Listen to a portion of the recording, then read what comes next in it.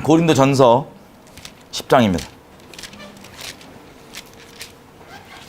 10장 11절, 12절, 13절. 고린도전서 10장 11절에서 13절까지입니다. 여러분, 오늘 여러분들 마지막 같이 모여서 예배 드리시는 거죠? 뭐 교회가 이제 흩어지시는 건데 정상적인 겁니다. 흩어지는 게. 오늘 마지막이라서 이제 막 시끄럽게 하지 말아달라 그래갖고 밑에서 우리가 마지막 임프레션으로 해서 잘 전도하시고, 우리가 저희도 또 언제 볼지 모르니 저희도 마지막 보는 거라 생각하고 말씀을 나누겠습니다. 자, 피셨나요? 예, 10장 11절 제가 읽겠습니다. 눈으로 따라와 주세요. 저희에게 당한 이런 일이 거울이 되고 또한 말세를 만난 우리의 경계로 기록하였느니라. 그런즉 선줄로 생각하는 자는 넘어질까 조심하라. 사람이 감당할 시험 받기는 너희에게 당한 것이 없나니 오직 하나님은 미쁘사 너희가 감당치 못하는 시험 당함을 허락지 아니하시고 시험 당할 쯤에 또한 피할 길을 내사 너희로 능히 감당하게 하시느니라. 14절 추가적으로 읽겠습니다. 그런즉 내 사랑하는 자들아 우상 숭배하는 일을 피하라. 아멘. 아멘. 여러분, 이스라엘은요 참 뭐라고 표현할까요? 이스라엘 사람들을 만나서 하나님을 섬긴다고 하는 유대교인들을 만나서 얘기해보다가 제가 되게 짠하고 가슴 아프 그런 마음이 든 적이 있었어요. 왜 그랬냐면 이들이 이제 말씀에 기록된 대로 이걸 지키겠다고 막 하는데 제가 물어봤습니다. 그 유대교인들 아시죠? 그 검은 옷 입고 왜 하는지 이 의미를 아냐고 물어봤더니 모른대요. 그냥 한대요. 그러면서 추가적으로 덧붙이는 말이 자기네들은, 우리 민족은, 그러니까 유대인은 이걸 그냥 행하려고 부르심 받았다는 거예요. 이유는 솔직히 잘 모르겠대요. 그 얘기 듣는데 되게 짠하더라고요. 여러분, 이스라엘은 그 자체가 국가로서 하나님의 살아있는 증거입니다. 근데 어떤 하나님이냐? 우리가 마음속에 만들어 놓은 하나님은 이럴 거야, 나에게 이렇게 잘해줄 거야, 뭐 인본주의 우리가 여지껏 집회 가운데 얘기했었는데 이런 식으로 좋은 이런 내가 만든 하나님이 아니고 실제 거룩하시고 공의로우시고 오래 참으시며 오래 참으시더라도 반드시 그 죄에 대해 보응하시며 그래도 자비를 놓지 않으시는 어떠한 하나님이신지가 이스라엘을 통해서 그대로 나타나는 게 바로 이스라엘의 역사입니다. 그래서 이스라엘 택함 받은 거예요. 그걸 알고 있는 입장에서 그런 얘기를 들으니까 너무 짠하더라고요. 여러분, 우리가 이스라엘의 역사를 간략하게 한번 돌아가 보겠습니다. 먼저 어디부터 시작하냐면 노아 때부터 한번 시작해 볼게요. 이스라엘이 생기기 전. 여러분, 노아 때는요 인류 역사 몇 명 살았을지 모릅니다, 우리가. 하지만 하나님은 존재가 거룩하셔서 잠깐 거룩을 포기하실 수가 있는 분이 아니라 그냥 존재 자체가 거룩이십니다. 거룩이라고 하면 죄와 섞일 수가 없다는 거예요. 여러분, 빛과 어둠이 섞일 수가 있어요, 없어요? 존재상 불가능합니다. 어둠을 만나면 그냥 직사예요. 이게 하나님이십니다. 죄를 보면 그냥 돌취하시는 거예요. 시편 7편에 보면 뭐라고 얘기하냐면 날마다 분노하시는 하나님이라고 돼 있어요. 칼을 가시면서 죽일 무기를 준비해서 죄를 보면 회개치 않는 자들에게 간다고 하는, 제가 지어낸 얘기처럼 눈이 이상하신데 가볼게요. 시편 7편 10절 나의 방패는 마음이 정직한 자를 구원하시는 하나님께 있도다. 하나님은 의로우신 재판장이시며 매일 분노하시는 하나님이시로다. 사람이 회개치 아니하면 저가 그 칼을 가르시며 그 활을 이미 당겨 예비하셨도다. 죽일 기례를 사륙하는 기계를 또한 예비하시며 그 만든 화살은 화전이로다. 악인이 죄악을 해산하며 자네를 잉태하여 괴우를 낳았도다. 자, 이런 식으로 하나님께서 날마다 뭐에 대해? 죄와 악에 대해서 진노하시는 하나님이십니다. 회개치 않은 것에 대해서 이미 그 공의가 장전이 되어 있습니다. 어제 우리가 지옥 얘기도 했었죠. 그게 장전이 되어 있는 그런 하나님이신데, 이분이 그래서 잠깐 자기가 거룩을 포기할 수 있는 분이 아니라 존재가 거룩하셔서 이와 마찬가지인 겁니다. 빛과 어둠이 섞일 수가 없듯이.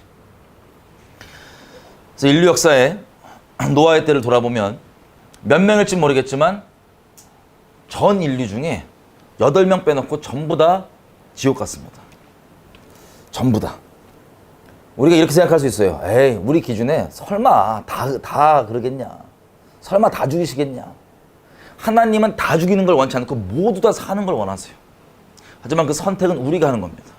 그렇게 우리가 봤던 것처럼 에녹과 노아 집안을 통하여서 제발 하나님께 돌아오라고 얘기를 해도 자기의 완악한 생각과 악독함으로 그 죄를 돌이키지 않고 하나님께 함부로 대하다가 모든 인류가 시집가고 장가가고 먹고 살고 온갖 자기 생각대로 죄악 가운데 빠져 있다가 방주 문이 닫히고 그 다음에 한 번도 경험해보지 못한 노아가 방주에 대해서 그렇게 얘기하고 홍수에 대해 심판 얘기했을 때 다 비웃었어요. 저 미쳤구나 저거. 다 놀고 우리끼리 그냥 살면 되는데 저건 뭔 놈이 예수 믿는다고 맨날 저렇게 미련하게 살고. 그리고 한 번도 창세기에 보면은 기본적으로 우리가 인식하기로 말씀 그대로 보면 비가 온 적이 없습니다. 창세기 1장에 보면 1장 2장 그 창조 기록들을 쭉 보면 땅에서 이게 나와서 적셨다고 돼 있어요. 가봐요. 의심이 많으신 분들이 많아갖고 2장에 보면 6절 이렇게 돼 있습니다. 5절부터 읽어볼게요. 여호와 하나님이 땅에 비를 내리지 아니하셨고 경작할 사람도 없었으므로 들에는 초목이 아직 없었고 밭에는 채소가 나지 아니하였으며 안개만 땅에서 올라와 온 지면을 적셨더라. 비가 내려서 이 산물을 자라게 하는 게 아니라 땅에서 이게 나와서 자라겠습니다. 그리고 노아의 홍수 전까지는 우리 잘 아는 대로 인구가 한 900살 넘게 돼 있죠. 왜 그러냐면 기본적으로 하늘의 궁창과 물막이 있어서 다 따스하게 우리가 잘 살 수 있게 원적외선 다 커버되고 이렇게 살 수 있었다고 보고 있습니다, 우리가. 근데 그게 언제 깨졌냐? 그때 살고 있을 때는 900살 넘게 이렇게 살던 인류가 홍수가 나고 뭐가 났나니까 다 비웃은 거예요. 말이 되는 소리나 하고 있으라고. 그리고 멋대로 음란함 가운데 살고 있다가 하나님의 오래 참으시다가 그 때가 이름에 하늘이 이 방주의 문이 닫히고 하늘의 이 궁창이 깨지고 땅의 기품들이 터지면서 그랜드 캐년 같은 데도 확인할 수 있는 그 어마어마한 한 번도 경험하지 못한 전 인류 다 삼켜버렸던 홍수가 시작이 됐던 겁니다. 그때 방주에 들어가고자 아무리 해도 그럴 수가 없었을 거예요. 자, 이렇게 하나님의 공의는 자비로우시지만 이분은 존재가 거룩하시기 때문에 공의는 반드시 이루어집니다. 자, 노아의 방주에서 살아남은 그 8명 식구 빼놓고는 나머지 전 인류가 다 지옥에 떨어졌습니다. 하나님이 나쁘셔서 보내신 게 아니에요. 그건 우리 생각이고 하나님이 계속해서 양심만 안 속이면 하나님 모르는 사람도 죄는 죄인 것을 압니다. 양심이 화인 맞기 전까지는. 근데 주님이 자비로우셔서 제발 돌이키라고 얘기를 해주고 책망을 해주는데 본인들의 자유의지의 결정으로 까불면서 하나님께 돌아오지 않았기 때문에 본인들의 결정에 의해 지옥에 떨어지게 된 겁니다. 창세기 6장에 보면 하나님 뭐라고 얘기하시냐? 이렇게 얘기하십니다. 5절부터 6장 5절부터 여호와께서 사람의 죄악이 세상에 꽉 차 있음과 그 마음의 생각의 모든 계획이 항상 악할 뿐임을 보시고 땅 위에 사람 지으셨음을 한탄하사 마음에 근심하시고. 하나님께서 우리가 얘기했던 것처럼 영원토록 우리를 사랑하려고 지으셨는데 모든 생각과 계획이 교만하고 악독하고 하나님 대적하는 그런 죄악 가운데 머물러 있어서 하나님이 그 마음을 훤히 보시는데 너무 슬프신 거예요. 왜? 거룩하여서 죄를 심판할 수밖에 없는데 이들이 끝까지 하나님을 거절하고 있는 상태. 죄악이 관영해서 심판을 쏟을 수밖에 없는 그 상태에 하나님의 마음이 너무 아프시고 슬프셨던 겁니다. 자, 이렇게 우리 전 세대 인류 역사가 쓸렸어요. 그래서 다 물에 잠기고 우리가 지금 살고 있는 이 땅에 이 세대가 노아 8식구로 시작이 된 겁니다. 자, 이 8식구가 다시 생육하고 번성하면서 많은 사람들이 생기는데 바로 뭘 하냐? 여러분, 노아가 아라랏산에서 방주가 정착이 된 후에 처음 나와서 주님이 주셨던 약속이 뭐냐면 무지개예요. 왜냐면 무지개를 주면서 주셨던 약속이 이겁니다. 내가 다시는 모든 인류를 물로는 심판하지 않으리라. 물로는. 물을 다 쏟아서 심판하진 않으리라. 왜 그러냐면 여러분, 노아가 그 5개월 동안 방주 안에 있으면서 어떤 마음이 들었겠어요? 우리가 노아 식구라면 무슨 마음이 들겠어요? 나 평생 동안 내가 복음 전하고 그랬는데 무시하고 멸시하던 사람들 다 죽어나가니까는 쌤통이다 이런 마음이 들겠어요? 절대 아닙니다. 하나님에 대한 경외함과 그리고 그 영혼들을 보면서 우리가 말로 설명하기 힘든 복잡한 마음이 그 10년 가운데 있었을 거예요. 그리고 하나님을 두려움도 컸었을 거예요. 왜? 진짜 말씀하신 그대로 전 인류를 다 이 거룩함에 대한 충격. 진리는 다수결에 있지 않아요. 많은 사람이 동의하냐 동의하냐가 중요하지 않아요.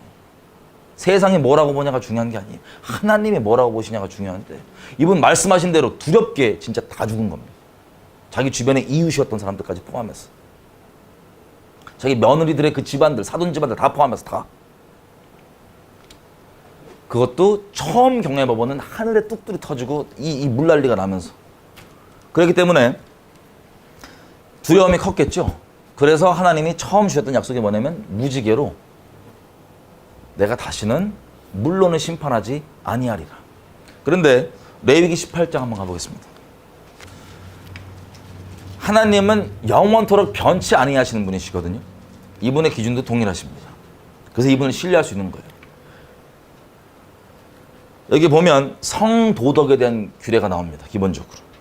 자, 6절부터 뭐라고 얘기하냐면 자, 근친상간 하지 말라부터 시작합니다. 그래서 온갖 근친상간들 내용들부터 시작해서 뭐까지 나오냐면 20절에 가면 간통하는 것, 간음하는 것. 그리고 21절에는 자기 유익을 위해서 자기 자식을 우상 귀신에게 제물로 바쳐 태워 죽이는 것, 자기 자식을. 그리고 22절은 동성욕짓 하는 것. 동성끼리 성욕이 부릴 듯 일듯함에 동성욕짓 하는 것. 그 다음에 23절은 짐승과 수간하는 것. 짐승과 성교하는 미친 수간하는 짓까지 얘기를 하면서 24절 너희는 이 모든 일로 스스로를 더럽히지 말아라. 내가 너희 앞에 쫓아내는 이 족속들이 이 모든 일로 인하여 더러워 죽고 그 땅도 더러워졌으므로 내가 그 악을 인하여 벌하고 그 땅도 스스로 그 거민을 토하여 내느니라. 가나안 땅에 이스라엘 백성이 들어가기 전에 주님께서 하시는 말씀입니다. 이스라엘은 가나안 땅, 가나안에 살고 있던 가나안 족속들에 대한 심판의 통로였어요. 애건 어른이건 하나도 남기지 말고 다 죽이라고 명했던 그 대상이 누구였냐면 여기 이게 문화의 모양으로 무슨 모양으로 당연한 것으로 여겨지는 그 족속들이었습니다. 이래서 하나님께서 쫓아내고 멸망하신다고 얘기를 한 거예요. 그럼 노아의 심판에 있었던 그 전 인류는 어땠을까요? 그 모양이 궁금하시죠? 지금 여러분들이 살고 있는 시대를 보면 됩니다. 여러분 전 세계적으로 요즘 보면 급격히 늘은 것 중에 하나가 뭐냐면 문신이에요. 단적인 예를 몇 개 말씀드릴게요. 전 세계적으로 급격히 늘은 게 문신입니다. 그 문신은 어떤 식으로 이제 시작이 되는 거냐면 혹시 문신 있으신 분 괜찮아요? 이제 안 그러실 거니까. 사람은요 하나님을 찬송하기 위해 지원받았습니다. 하나님은 어떠한 분이신지를 날마다 살아있는 관계 가운데 경험해 가며 이건 이런 분이시구나 그러면 막 찬양하는 이게 우리의 평생이에요. 그런데 하나님을 찬송하지 않고 있으면 그냥 아무것도 안 하고 있는 게 아니에요. 반드시 무언가를 찬송하게 돼 있습니다. 우리는 찬송하는 존재로 지음받았기 때문에. 근데 그 하나님 자리에 다른 게 들어있으면 각자 그게 다 달라요. 어떤 사람은 외모, 쾌락, 돈 등등등 이것들을 추구하는데 인생에 그걸 왜 추구하냐? 돈에 미쳐있는 사람 한번 예를 들어볼게요. 그 사람이 돈을 그렇게 어떻게든 돈을 막 벌려고 막 미쳐있는데 그 사람이 남을 위해서 그래요? 아니면 자기를 위해서 그래요? 자기를 위해서 그러죠? 이걸 좀 더 자세히 보면 그 돈을 그렇게 악자까지 추구하는 이유가 이 돈범을 통하여서 다른 사람이 나를 무시하지 못하게, 더 구체적으로 얘기하면 무시하지 못하는 정도가 아니고 다른 사람이 나를 이걸 통해서 우러러보고 흠모하게 만들기 위한 겁니다. 내가 왜 유명해지고 싶냐? 내가 왜 외모를 그렇게 뛰어나게 가꾸고 싶냐?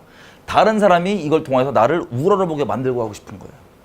결국의 목적은 그게 무엇을 추구하든 간에 사람마다 차이는 있을 수 있지만 다시 얘기하면 하나님을 찬송하려고 지음받은 이 사람의 존재가 하나님을 찬송하지 않으면 그냥 중립상태에 있는 게 아니라 어떤 거든 도구로 삼아서 그걸 통해서 나를 찬송하는 겁니다. 나를 다른 사람 마음에서 높이게 만들고 그게 꼭 이성이 아닐지라도 같은 동성일지라도 그 존재가 나를 마음으로 흠모하게 만들고 싶어하는 그것이 바로 사람의 죄성의 본질이에요. 자, 이것을 뭐라고 얘기하면 다른 사람의 마음을 하나님께 돌리는 게 아니라 나에게 돌리는 거기 때문에 이건 음란함인 겁니다. 영적으로. 이 음란함, 이게 죄성의 본질이에요. 그게 하나님 외에 내가 악자까지 추구하고 싶어 하시는 사람들의 각각 갖고 있는 근본적인 이유이고 원인인 겁니다.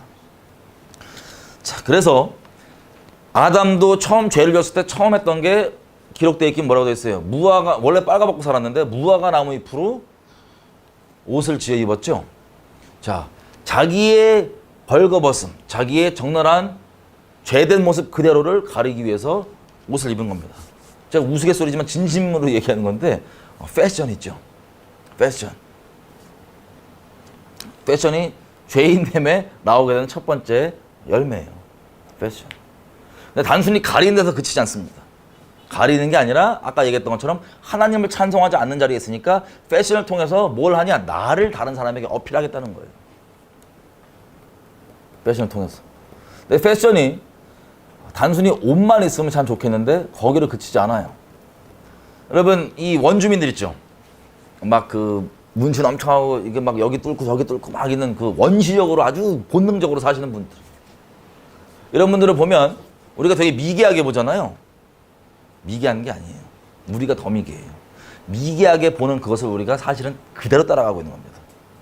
그들은 왜 그렇게 피어싱 막 하고 막 저거 피어싱을 막 뚫고 문신 쫙 하는지 아세요? 자기를 어필하는 거예요. 난 건들면 너 죽어. 우리가 패션 혹은 다른 것들로 어필하고자 하는 말을 그들은 끝까지 추구해 놓은 상태고 미개한 게 아니에요. 이 인류 전체가 그걸 따라가는 겁니다. 처음에 문신한 거 보면 처음부터 세게 하시는 분도 가끔씩 있지만 처음에 이만큼 딱 해요. 그러고 있다가 옆에 더 큰 거 있으면 확장. 조금 있다가 확장.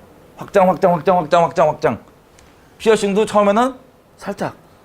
여기. 그 다음에는 탁탁탁탁탁. 소. 자.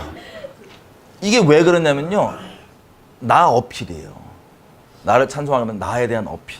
이게 정도의 차이가 있지. 다 있는데, 여러분, 제가 옛날에 그, 아포칼립토라는 영화가 있어요.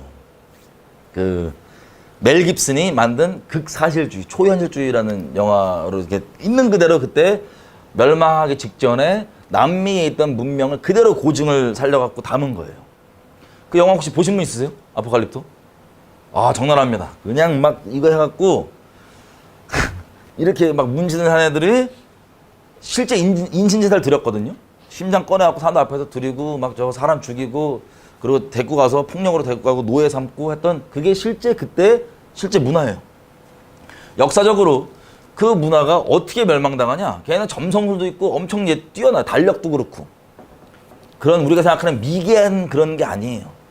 오히려 우리보다 훨씬 뛰어난 부분도 있을 수 있습니다. 아직 발견되지 않을 수 있어요. 왜냐하면 그 달력부터 시작해서 웬만한 이 돌아가는 것들을 지금도 적용할 수 있는 수준이에요. 그리고 그들이 지은 피라미드 같은 뭐 이런 것들, 건축 등등.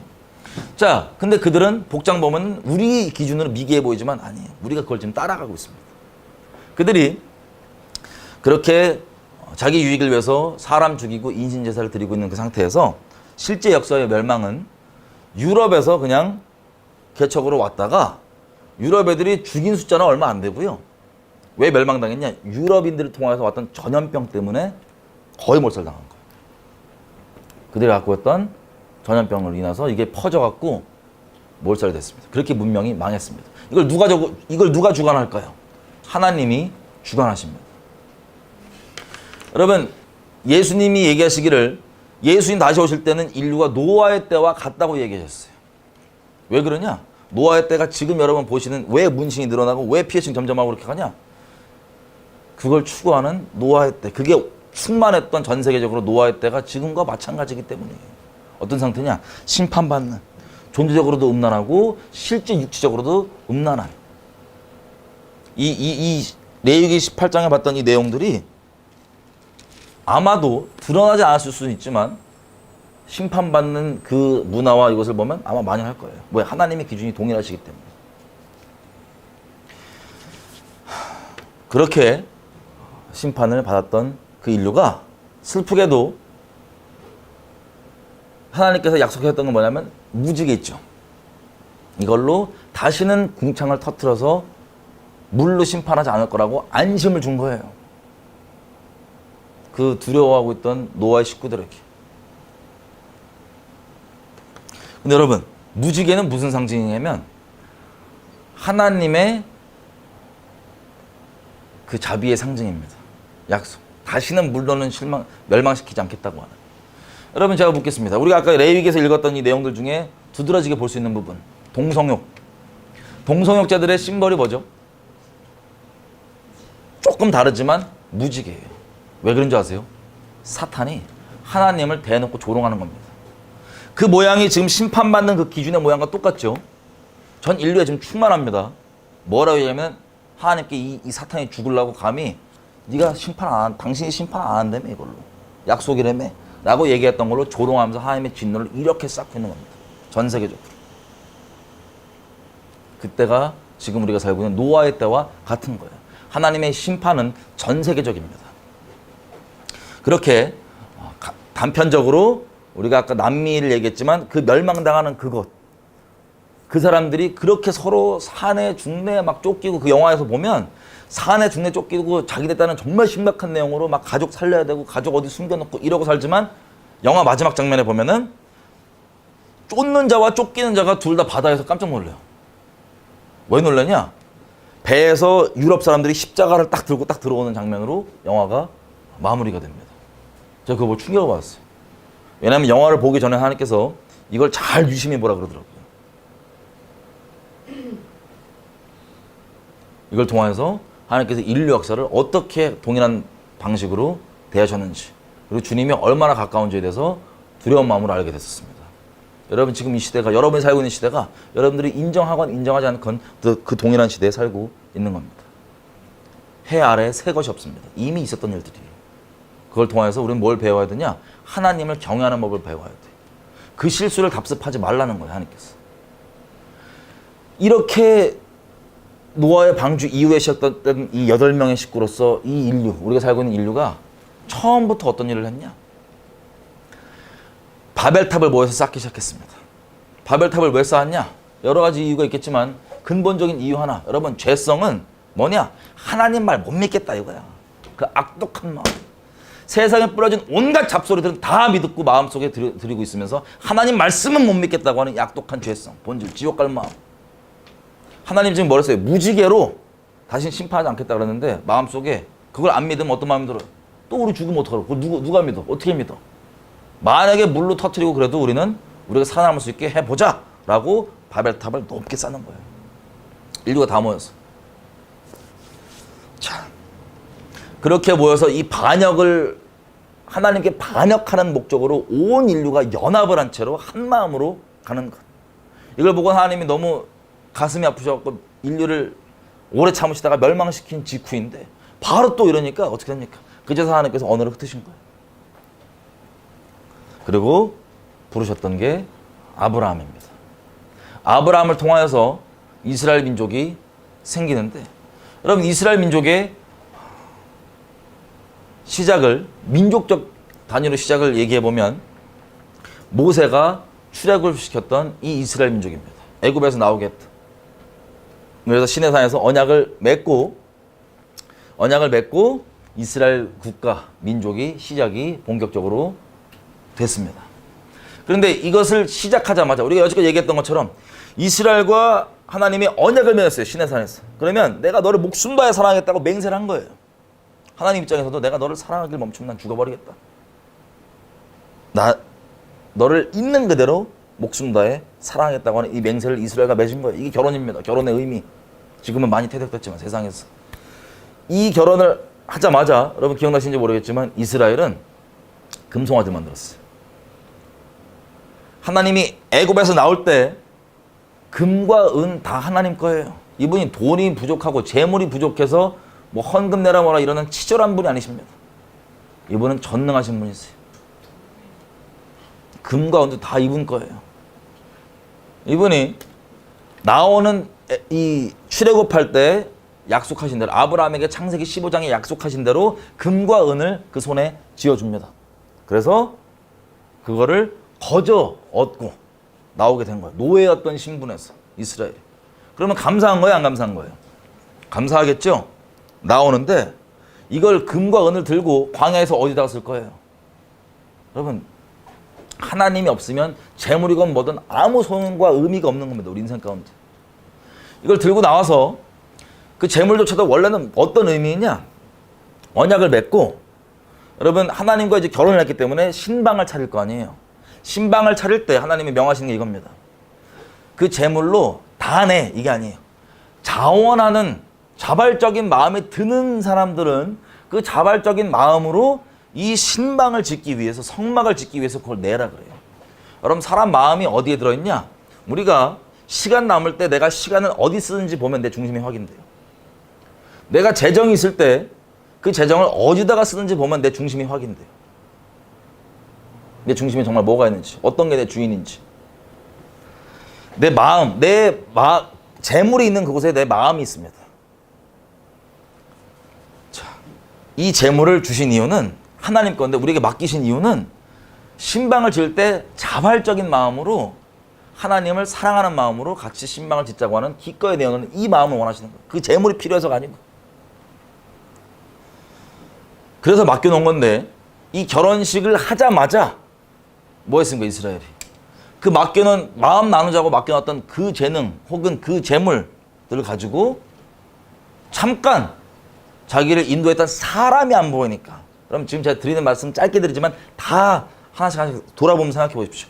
자기를 인도했던 모세가 인도한 게 아니에요. 전능하신 하나님이 모세를 통로 삼아서 인도하신 겁니다. 근데 이들 눈에는, 하나님은 눈에 안 보이고 모세는 눈에 보였는데 모세가 하나님 앞에 이 결혼 생활이 어떻게 해야 될지를 40일 동안 가서 이것을 받아오는 동안에 눈에 안 보이니까 이들이 사람 눈에 안 보인다고 바로 뭐라고 얘기하냐?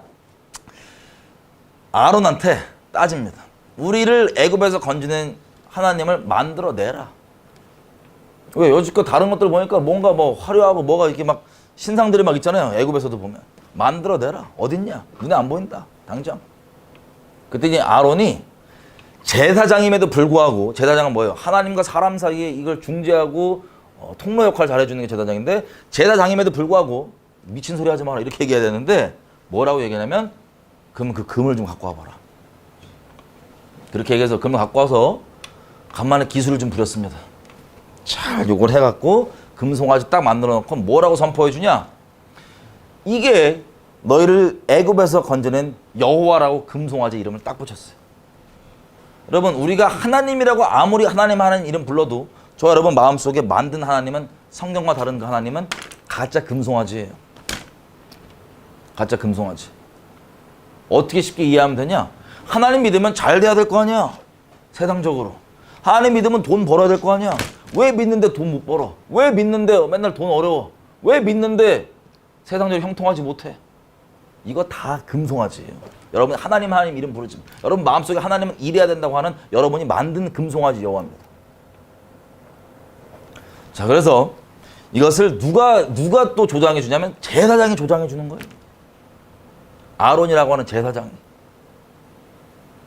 모세가 내려와서 하나님 주신 돌판으로 그 금송아지 깨버린 다음에 많은 수가 죽습니다. 하나님 심판으로. 그리고 아론을 책망을 해요. 어떻게 책망했냐? 신명기에 보면 아론을 하나님이 심판으로 죽이시려는 걸 중보로 막아서고 모세가 책망합니다. 그런데 아론이 하는 말이 이거예요. 백성이 무서워서, 사람이 무서워서, 제사장인데 이 사람들이 무서워서, 그리고 상황상 어쩔 수 없이 그랬다는 거예요. 상황상. 금을 던졌더니 자동으로 금송아지가 뿅 나왔대. 금을 불에 던졌더니 이거야말로 기적이죠. 금을 그냥 무서워서 쟤네가 너무 푸시해갖고 막 이거 사람들이 많으니까 쫄아갖고 내가 금을 던졌더니 금이 나왔다고. 이 배도 예수님 오실 때까지 반복됩니다. 이 하나님이 아닌 것을 자기 마음에 원하는 바를 하나님 이름 붙여놓고, 그것도 하나님이 주신 재능과 하나님 주신 재정과 그 하나님이 주신 수많은 것들을 가지고 하나님 아닌 다른 걸 숭배할 수 있다 없다? 그러고 있는 거예요. 언제까지? 예수님 오실 때까지 반복됩니다. 세상 사람들이요? 아니요. 하나님을 섬긴다고 하는 사람들. 하나님이 언약 맺어준 그 사람들이 그러는 거예요. 하나님의 백성들. 슬프게도. 이게 이스라엘의 하나님과의 관계의 첫 시작입니다. 이 애굽에서 가는데 여러분 평생 가운데 먹고 사는 걱정 안 하면 좋은 거예요, 나쁜 거예요? 좋은 거죠? 하늘에서 만나가 맨날 떨어진다 생각하면 좋으세요, 안 좋으세요? 얼마나 좋아. 말은 그래요. 여러분 내비게이션 이거 새로운 거 아니에요. 광야에서 있을 때 하나님이 구름이 되어주십니다. 그래서 서늘하게 만들어주고 그 햇볕 가려주면서 어디로 갈지 구름이 낮에 인도하고 그리고 밤에는 오슬오슬 하거든요. 불기둥이 되셔갖고 어디로 가는지 인도해 줍니다. 여러분 에어컨 뭐 선선한 선풍기 날로 완벽하진 않을 거예요. 친히 그렇게 되어주셨어요. 내비게이션 어디로 갈지 여러분 인생 어떻게 살지 막막하시죠? 하나님이 인도해 주신 대로 가면 됩니다. 이게 엄청 심플하고 좋은 것처럼 여겨져야 되는데 이스라엘 백성이 시작과 동시에 불만 난리 납니다. 며칠 전에 당장 자기 죽이려고 했던 애국 군대가 와서 죽이네 살리네 하고 죽기 직전까지 있다가 막다른 걸 먹어서 끝장났다고 원망을 다 쏟아부어요. 모세한테 괜히 우리를 불러내갖고 그냥 하나님 모른 채로 살걸 괜히 불러내갖고 이 생고생 시키냐고 지금 나 죽이려고 그러지 않냐고 나 죽이려고 지금 이거 하나님 믿게 만들었냐고 예수 믿게 만들었냐고 랑 똑같은 수준으로 우리 왜 애굽에서 노예로 냅두지 건져냈냐고 난리를 원망 하나님과 모세한테 하다가 막다른 골목에서 홍해를 갈라버리십니다. 무슨 뜻이냐? 하나님께는 불가능한 게 없어요. 우리 생각 안 될 것 같아. 그건 우리 생각이고요. 알량한 하나님께 불가능함이 없습니다. 그래서 홍해 길을 내시고 건넜어요. 여러분 이 죽기 직전 상태에서 클라이맥스예요. 영화로 따지면 죽기 직전인데 와 완전 기적으로 어떻게 길이 열려서 그것을 통과하고 나를 따라오던 그 원수들은 그 물에 따라오다가 다 눈앞에서 죽습니다. 그럼 이거보다 신나는 역전 드라마가 없겠죠. 찬양하고 막 난리가 나요. 이스라엘 백성들. 그 내비게이션으로 딱 진행을 가는데 이 기쁜 마음으로 가는데 불과 며칠 안 돼서 목마르다 이거야. 목마르다고. 물. 고기가 단백질 필요하다고. 단백질. 고기.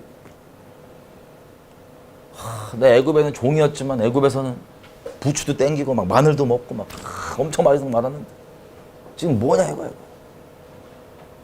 그리고 하나님께 대한 반역이 어느 정도냐. 모세를 돌로 쳐 죽이려고 하는 게 한두 번이 아니에요. 그 기적 한가운데 있으면서도 하나님의 돌보심과 자비하심 한가운데 있으면서도 모세를 잡아 감사하는 게 아니고 모세를 잡아 쳐 죽이려고 했던 게 한두 번이 아니에요. 그래서 하나님이 가나안 땅 있죠. 약속했던 젖과 꿀이 흐르는 가나안 땅. 이 사람들이 젖과 꿀이 흐르는 땅에 들어간다고 하니까는 그 앞에 딱 서서 정탐꾼을 보냅니다. 갔다 왔더니 포도가 막 사이즈가 이러고 진짜 젖과 꿀이 흐르는 땅이 맞아.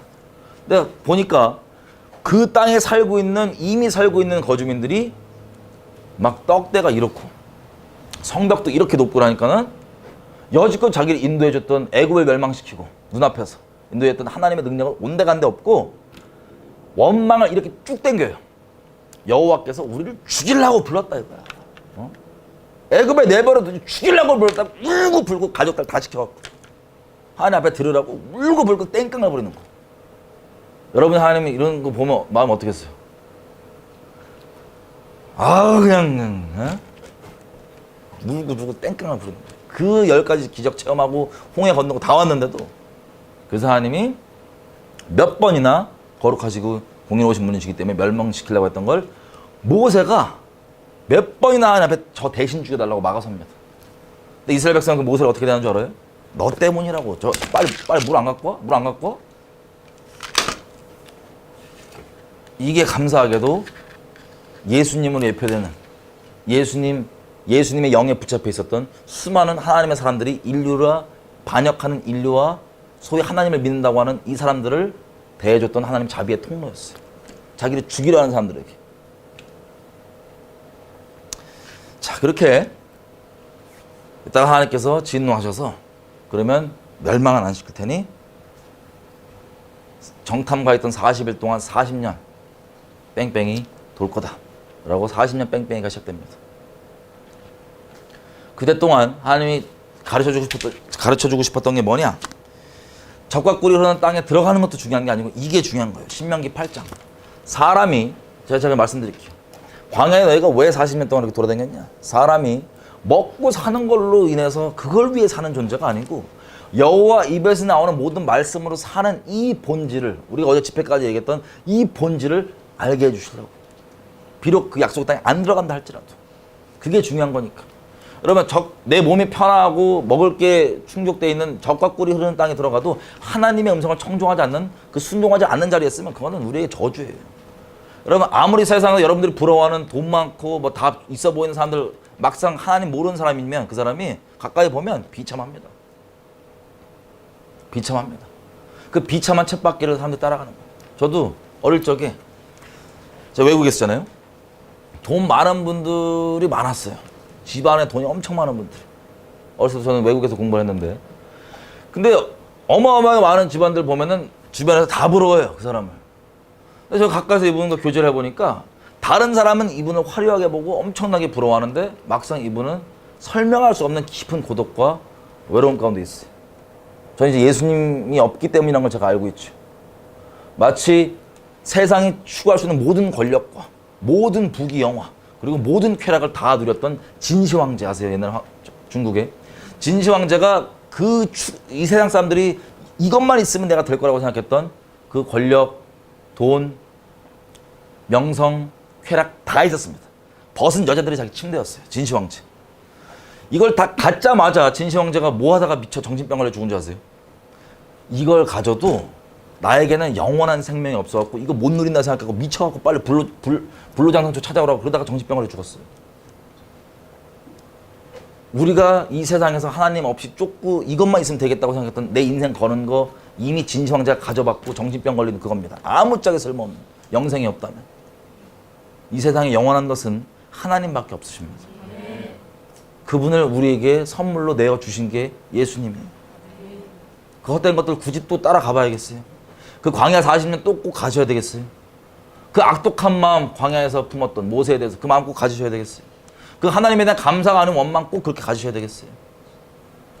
그러다가 그 첫 세대, 원망했던 첫 세대는 다 광야에서 멸망당해 죽고 그 자녀들만 약속의 땅에 들어갑니다.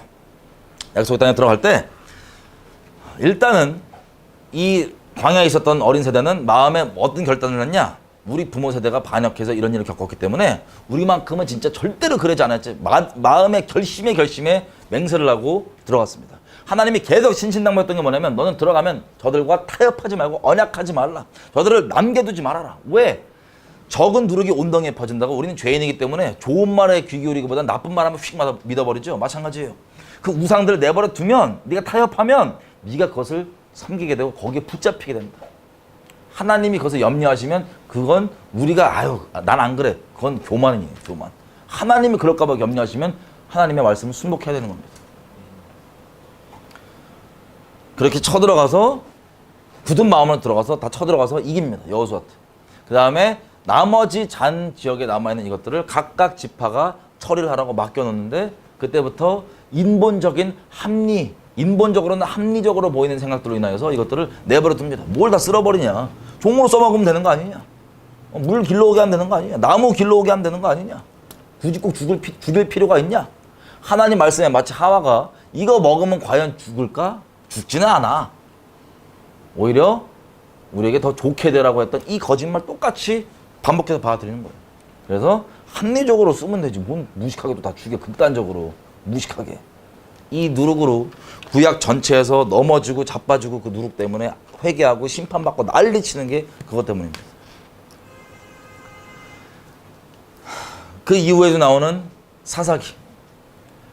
자식에게 분명히 신명기에 보면은 우리가 먼저 하나님을 목숨 다해 사랑하고 이것을 우리 마음판에 새겨서 우리 주변 특별히 우리 자녀들에게도 앉을 때건 설 때건 종교 있죠. 이건 이렇게 해야 돼 저렇게 해야 돼 이런 수준이 아니라 하나님을 사랑하는 마음을 그렇게 가르치라고 마음에 새기고 가르치라고 얘기했더니 그걸 안 했나 봐요.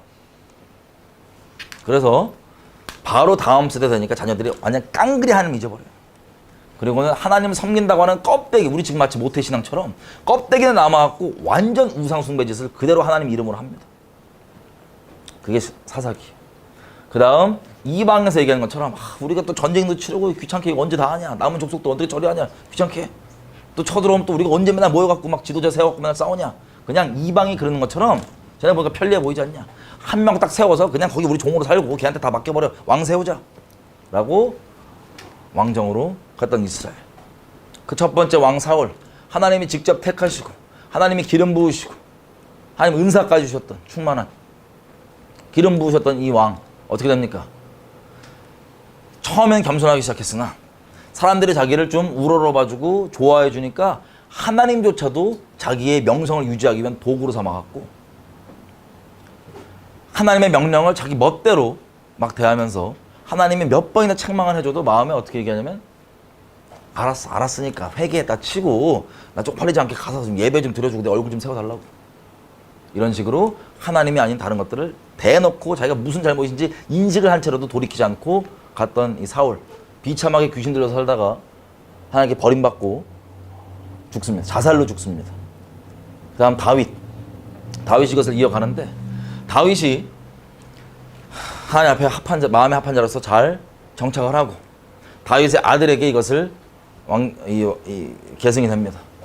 하나님께서 하나님께 온전히 있을 때 이방으로 하여금 다 순복하게 만들고 여기에서 모든 것들이 나오는 건데 권위와 권세와 능력과 이게 하나님께 나오는 건데 솔로몬이 가장 영화로웠던 그 이스라엘을 물려받고 곳곳에서 하나님이 주신 영화로 인하여 마치 에스겔서 16장에 나와 있던 것처럼 하나님께서 입혀주신 장식과 이것들을 인하여서 제가 스스로 높은 마음 갖고 있다가 주변 이웃들 왕국과도 어떻게 관계를 맺냐, 인간적으로 인본적으로 그냥 결혼을 계속 해갖고 결혼으로 동맹을 맺으면 뭘 못하지 않고 이것들이 유지되지 않을까 하는 마음으로 우상 숭배하는 수많은 여인들을 아내를 천명 삼습니다.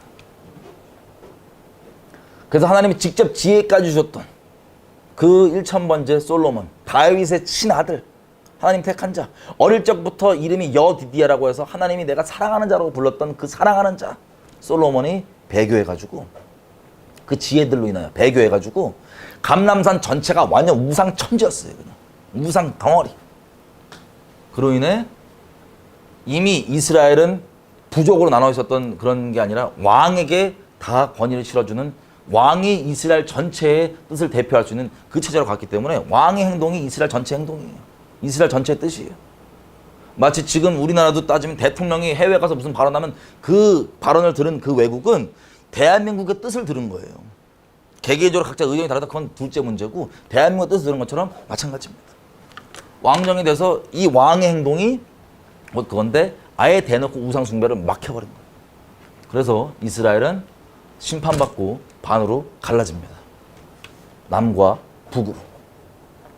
이스라엘이 남유다가 잘나서가 아니고 다윗 하나에게 하신 그 약속 때문에 주님이 신실하셨어요. 약속에. 남유다로 하여금 하나님의 그 언약들을 이어갈 수 있도록 자비를 베풀어 주십니다.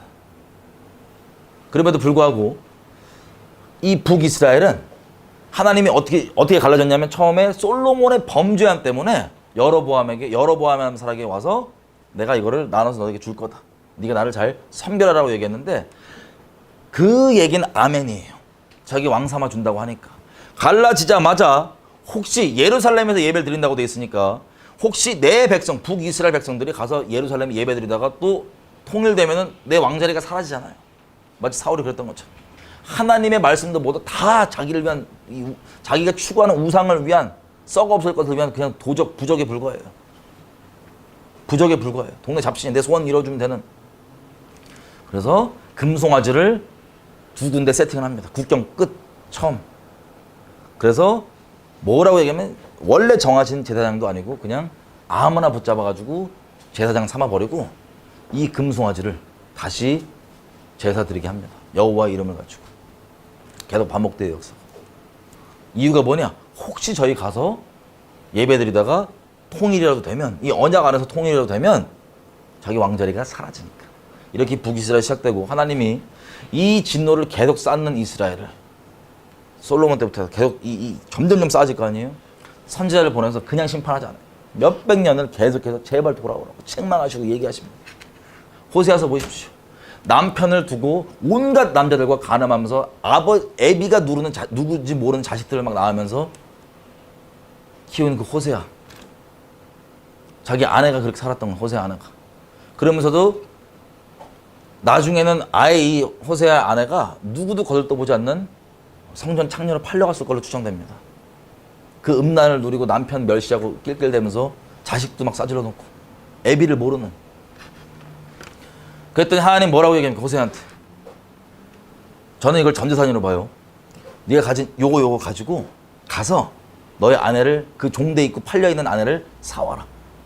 너를 멸시하고 무시하고 그렇게 가늠하고 낄낄대고 자식도 애비 모르는 날 나왔던 그 아내를 너의 전재산을 두고 사와라. 그리고는 알아듣고 받아들일 때까지 사랑한다고 계속 고백하라. 이게 호세아에 대한 명령이었어요. 가서 호세아가 그거를 순종합니다. 하나님 마음에 두기 싫어서 온갖 잡다한 것들 갖고 그렇게 하나님을 멸시하고 모독하고 떠나갔던 이 아내에게, 고멜에게 호세아가 가서 그렇게 얘기할 때 어떤 마음이 부어질까요? 자기 그렇게 배신하고 떠나가는데 결혼하자마자 상상이 어려운 심령의 난도질, 그 위에 호세아의 마음, 이게 정리가 되자마자 하나님이 호세아에게 얘기합니다. 이게 이스라엘을 향한 내 마음이라. 너 이제 내 마음 알겠니? 너희가 나 떠나서 버리고 그 잡다한 걸 섬긴다고 하는 그 마음, 어떤 마음인지 알겠니? 북이스라엘 이렇게 하나님 사랑하셨지만 결국에 돌이키지 아니하고 성경에 기록되어 있는 그 말씀대로 박살나서 흩어집니다. 여러분 레위기서 가보겠습니다. 26장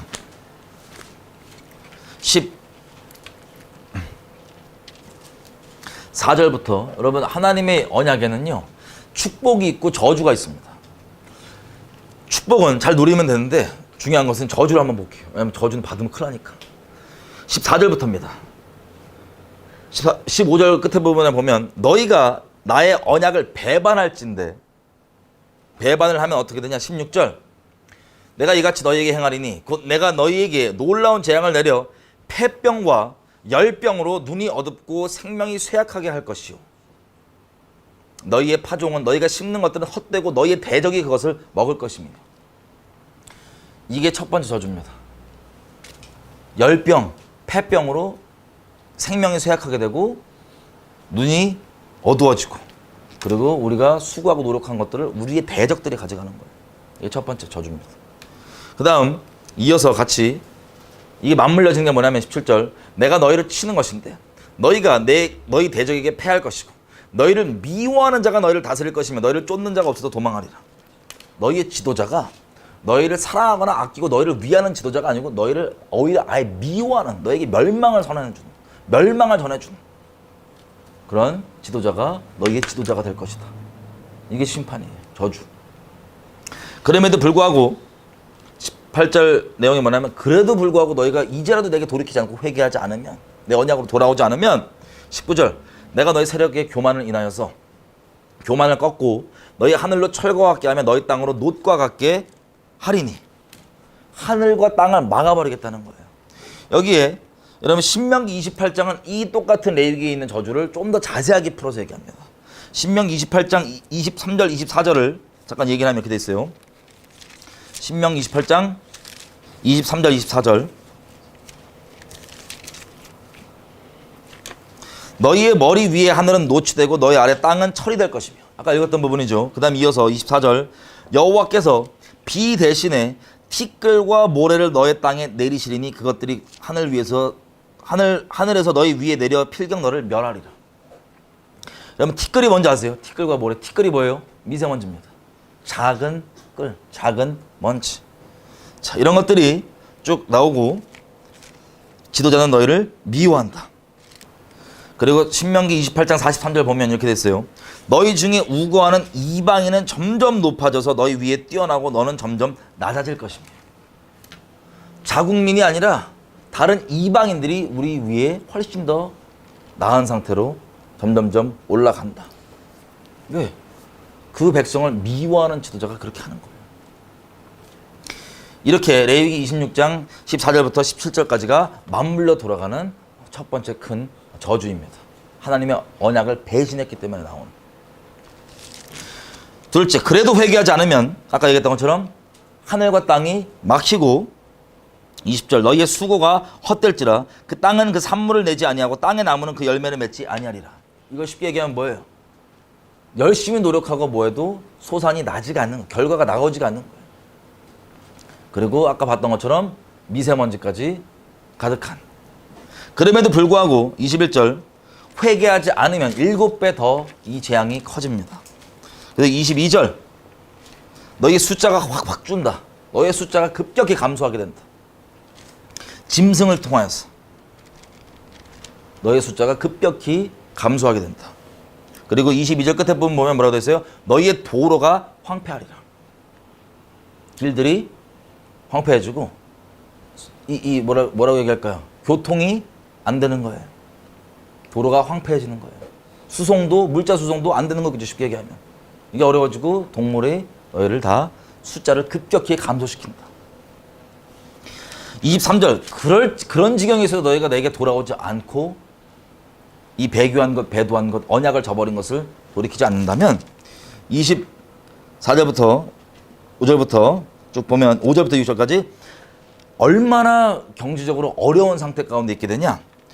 한 부엌에서 10가정이 겨우 먹을 수 있게 되는 거예요. 한 부엌에서 10가정이 겨우 한 부엌에서 먹게 되는 이 경제적으로 최악의 상황으로 가게 되는 겁니다. 경제 파탄. 그럼에도 불구하고 27절 너희가 내게 청종치 않고 내게 대항할진대.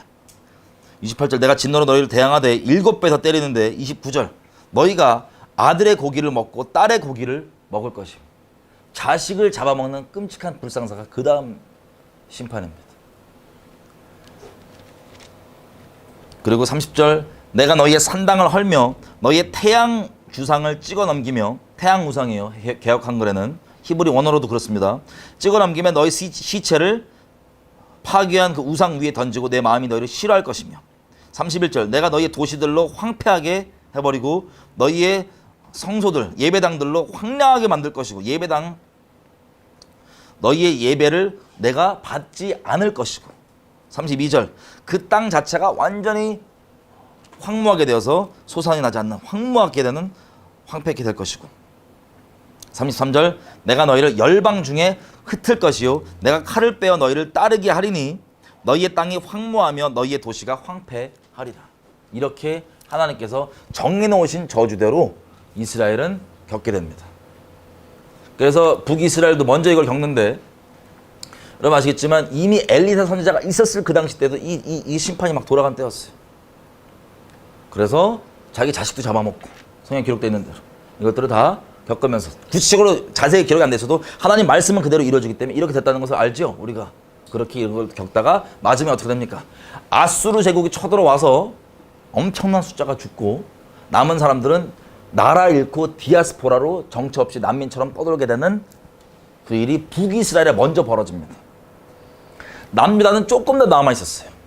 남유다가 남아있을 때 하나님께서 선지자들을 보내셔서 계속 책망하시고 돌아오라고 얘기하시는 게 뭐냐? 너희가 지금 의로워서 북이스라엘보다 더 의롭고 괜찮기 때문에 너희가 지금 남아있는 게 아니고 다윗에게 하는 그 약속 때문에 지금 너희가 자비에 지금 기회가 조금 더 있는 것인데 사실은 너희가 너의 누나라고 할 수 있는 너의 자매라고 할 수 있는 북이스라엘보다 훨씬 내게 악독하다. 그리고 너는 스스로 내 앞에 이렇게 악독한 지경인데 하나님을 모르는 이방 민족을 보고 손가락질하면서 니네가 걔네보다 훨씬 낫다고 생각하고 찌찌거리고 앉았다. 하지만 그들보다 내 앞에는 너희가 훨씬 더 악독하다.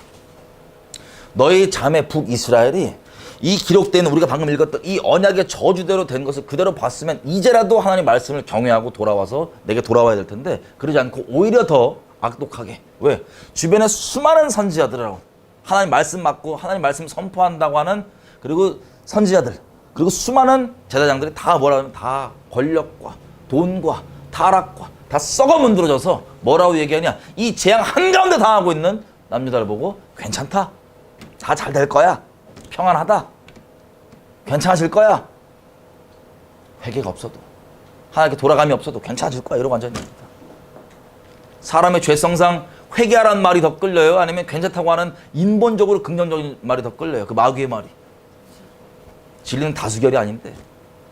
하나님이 예를 들어서 예레미야나 뭐 선지자를 보내도 야 다들 좋게 얘기했는데 왜 너만 그렇게 얘기하냐고. 하나님이 진짜 그러시면 왜 너한테만 얘기하냐고 그렇게. 진리는 다수결이 아닌데. 그렇게. 그리고 여호와의 성전이 여기 지금 있는데 여기 여호와 이름 달려있는데 우리가 예배 꼬박꼬박 다 드리고 있는데 설마 심판하시겠냐? 심판하면 누가 손해냐? 하나님이 쪽팔리시지. 우리 자기 백성이라며. 그러면서 하나님 앞에 아주 악독함을 저지르고 있는 그 모양. 그때 하나님 뭐라고 경고하시냐면 이렇게 얘기해요. 처음에 언약궤가 이스라엘 땅에 들어갔을 때 어디에 있었냐면 처음부터 예루살렘에 있지 않았어요. 실로에 있었습니다. 실로. 실로에서 이 언약궤를 맺던 이 제사장 집안이 혼미와 비나스, 그 예배 드리러 오는 섬기는 여자들 가지고 간음하고 그 재물로 갖고 오는 걸 함부로 하나님께 드리지 않고 막 멋대로 지멋대로 착복하고 난리치는 이 악독함 가운데 하나님이 몇 번이나 경고를 해주세요. 돌이키라. 안 돌이키면 내가 너희 가족이 너희 집안이 영원히 나를 섬길 거라고 내가 얘기했지만 그거 물러버릴 거다. 너희 자식도 죽어버릴 거다. 그렇게 얘기를 하고 책망까지 해줘요. 너 에비, 엘리, 제사장 네가 어찌 네 자식보다 나를 더 하찮게 여기고 너희 자식이 더 소중히 여기서 그런 악독한 짓을 하고 있는데도 내버려 두냐. 책망까지 해줍니다. 사울과 마찬가지로 자기 죄가 뭔지 알아도 아유 뭐 어떻게 되겠지 이러고 있다가 몇 번 경고가 있었는데 어떻게 됩니까? 전쟁을 치러 나갔더니 그냥 부적처럼 하나님이 무슨 부적이에요. 언약궤 들고 가면 되는 줄 알아. 그래서 들고 갔다가 하나님이 역겨우셔서 블레셋에게 이스라엘을 패하게 하시고 이스라엘을 언약궤로 예표된 하나님이 그냥 떠나십니다. 그때 실로가 쫄딱 망해요. 그 얘기를 듣고 있던 이스라엘의 대제사장이 자기 자식들 둘 다 죽은 소식 듣고 놀라가지고 목이 그대로 부러져 죽습니다. 이게 이스라엘의 대제사장이었어요. 이 비참한 꼴 기억하라고 얘기를 합니다. 남유다한테. 이 비참한 꼴 기억하라고. 니네가 지금 이것 때문에 설마 우리 어떻게 때리시겠어라고 생각하는 그 종교 껍데기 믿으면서 마음은 내게 조금 더 있지 않고 악독함을 추구하고 도적질하고 내게 나왔고 나 구원받았으니까 나는 구원받았다고 이런 악독한 소리, 네 죄를 합리화하는 소리 그렇게 내 앞에서 해가면서 설마 아유 또 불안한 얘기 막 안 좋게 된다고 불안한 얘기는 하지만 설마 하나님 치시겠냐고. 이거 성전 이렇게 크고 있는데 우리 예배 모양 드리지 않냐고. 드려달라며 예배. 제사 이렇게 달라며. 우리 귀찮아 죽겠는데 나와서 예배 드려주잖아. 하나님.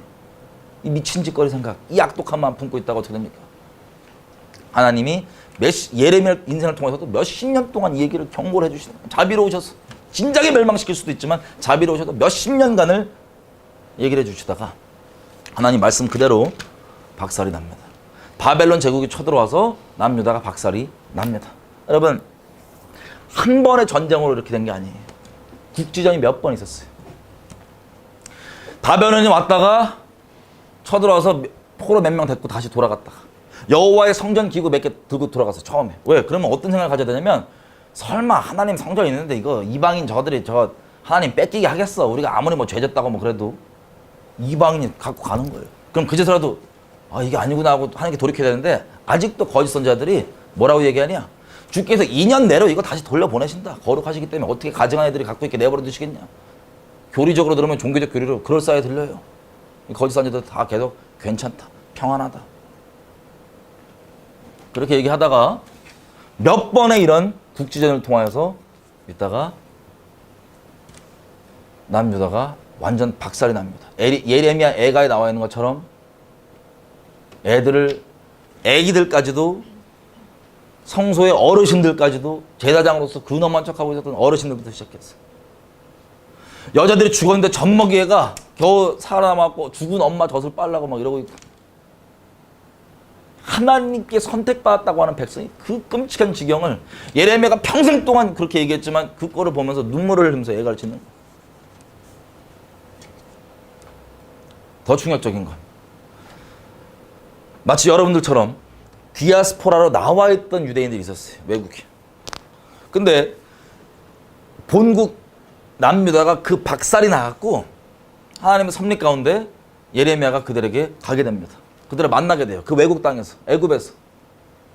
근데 이 디아스포라 나와 있는 이 사람들조차도 하나님이 경고하신 말씀 그대로 박살이 난 걸 봤으면 하나님께 경외함으로 돌아와야 될 거 아니에요.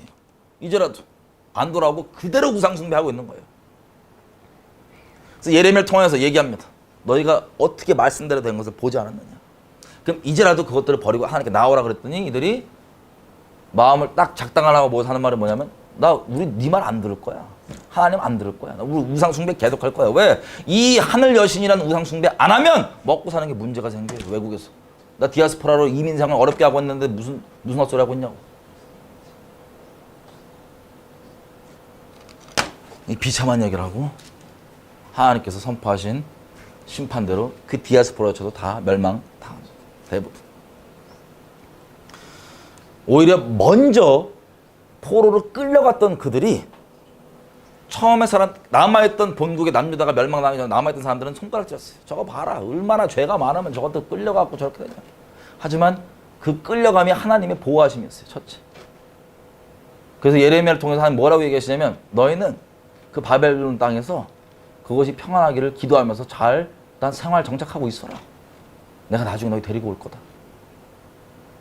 이스라엘 남유다 본국에 남아있는 사람들에게는 저건 죄가 많아갖고 저거 해외로 끌려가고 이렇게 손가락질했지만 실제 심판받는 사람들은 남유다에 남아있던 그들이었어요. 거짓말을 믿어가면서 평안하다 평안하다. 그들이 70년 후에 하나님의 자비 때문에 다시 돌아오게 됩니다. 그리고 성전을 다시 짓고 그럼에도 불구하고 여러분 학계에서 보면 뭐라고 돼 있어요? 그 어렵게 다시 나라로 돌아왔는데 자기 나라가 폐허해요. 폐허. 그래서 먹고 사는 게 힘들고 어렵겠죠 당연히. 그래서 그렇게 살고 있는데 학계를 통해서 선언하시는 게 이거예요.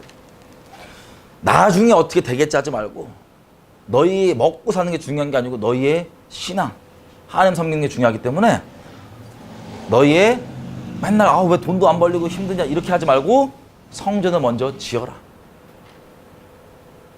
그래서 성전을 짓습니다. 이게 두 번째 성전이에요. 나중에 헤롯이 증축해서 예수님이 계셨던 그때 활동 무대가 되는 그 헤롯 성전. 그때는 헤롯이 지은 건 아니지만 성전이에요. 자, 이렇게 됨에도 불구하고 이렇게 한번 이것을 겪었음에도 불구하고 자, 이걸 겪으니까 이런 결정을 하게 돼요. 에스라를 통해서 이 돌아온 사람들이 이렇게 얘기해요. 우리가 하나님의 말씀을 지키지 않았기 때문에 이런 끔찍한 일을 겪은 거다. 저주대로. 맞는 말이죠.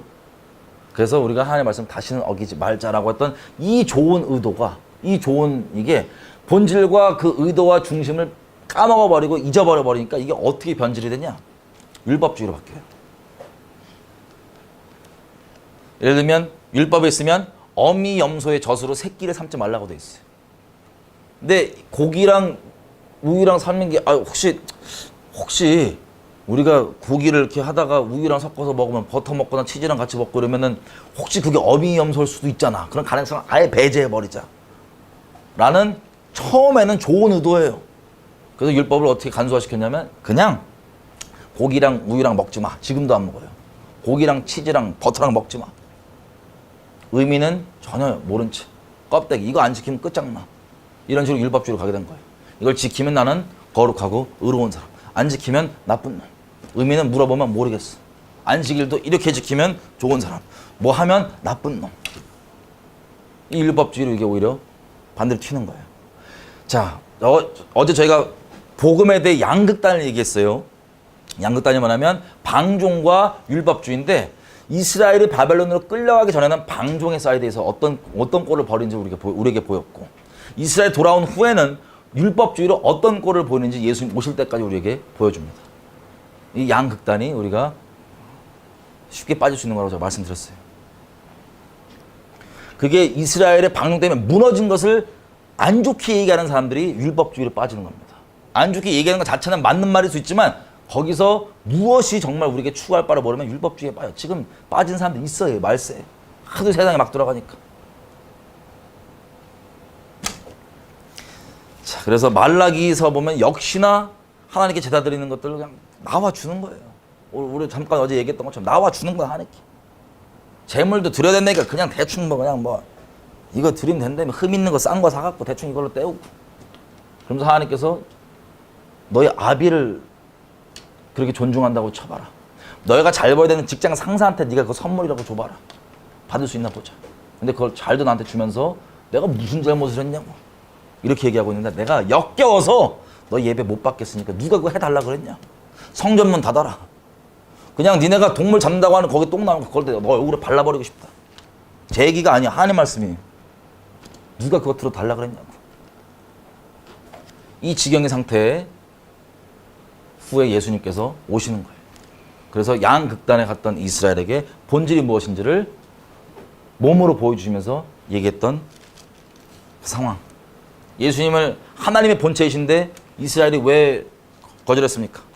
이미 율법주의에서 자기의, 어제 비유로 봤죠. 그 하나님과 상관도 없는 그 율법주의, 심지어 돈과 명예가 아니라 하나님을 섬긴다고 하는 종교의 모양으로 다른 사람이 자기를 우러러게 만드는 끔찍한 음란함 가운데 있던 그 상태에서 하나님이 그렇게 돌아오라고 얘기를 해도 자기가 이미 마음으로 멸치한 저 막 사는 것들, 죄 짓는 것들, 의롭지 못한 것들, 거룩지 못한 것들, 창녀랑 세리랑 이런 애들이랑 막 놀아나네. 저 신학도 안 했고 저 사투리 쓰고 저 어디 출신이야? 랍비 어디 문화야? 우리 가말리알 문화인데 우린 누구 문화인데 저 어디 교단이야? 근본 없는 게, 추천 없는 게 나왔고 막 얘기. 표적 기적 나오고 뭐 은혜가 있어도 뒤집어짐이 있어도 아유 저거 뭐 미혹돼 갖고 모르는 애들이, 말씀 모르는 애들이 저렇게 은혜 받았다 그러는 거야. 그리고 교만함 가운데 있다가 양심이 찔리면서도 끝까지 버티다가 어떻게 됩니까? 예수님 얘기하시죠. 돌 위에 돌 하나도 안 남기고 이 두 번째 성전 다 박살난다. 너희 역시나 칼날에 많은 사가 죽임당하고 나라 잃고 디아스포라로 돌게 될 것이다. 그러면 이것 역시 성경에 기록되어 있는 이미 겪었던 그 언약의 저주를 또 겪게 되는 거예요. 이번엔 더 큰 모양으로. 그래서 거의 2000년 가까이를 이스라엘이 나라 없이 그렇게 살았던 겁니다. 그렇게 하다가 이제 이스라엘이 1948년 하나님 말씀 그대로 돌아온 거예요. 지금 이렇게 얘기하십니다. 내가 이렇게 될 거라고 처음부터 얘기해 왔었다. 그리고 그렇게 됐다. 인류 역사를 누가 주관하냐. 이미 지금 2020년 예수님 태어나신 이후 2020년이죠. 기원 전에 인류 역사가 어떻게 돌아가지 내가 다 기록해놓고 그 말씀대로 돌렸다. 나밖에 신이 없느니라. 너희가 장래일을 얘기해서 네가 섬기는 우상한테 그대로 될 수 있게 해봐라. 만약에 그렇게 장래일을 그렇게 얘기할 수 있고 그렇게 돌린다면 걔가 하나님이지만 그 우상들은 다 가짜다. 내가 유일한 참 하나님이다. 자, 그래서 이스라엘이 그렇게 생기고 돌아왔고, 우리가 어제까지 나왔던 것처럼 마지막 성경에 기록되어 있는 예언들이 이스라엘에 벌어지고 있는 그 모양들이 점점점 준비돼 가는 것을 우리가 지금 현실의 뉴스로 보고 있는 겁니다. 여러분, 대한민국 사람들이니까요, 짧고 간략하게 얘기를 하고 좀 마쳤으면 좋겠는데, 여러분 신명기 28장 가볼게요. 29장.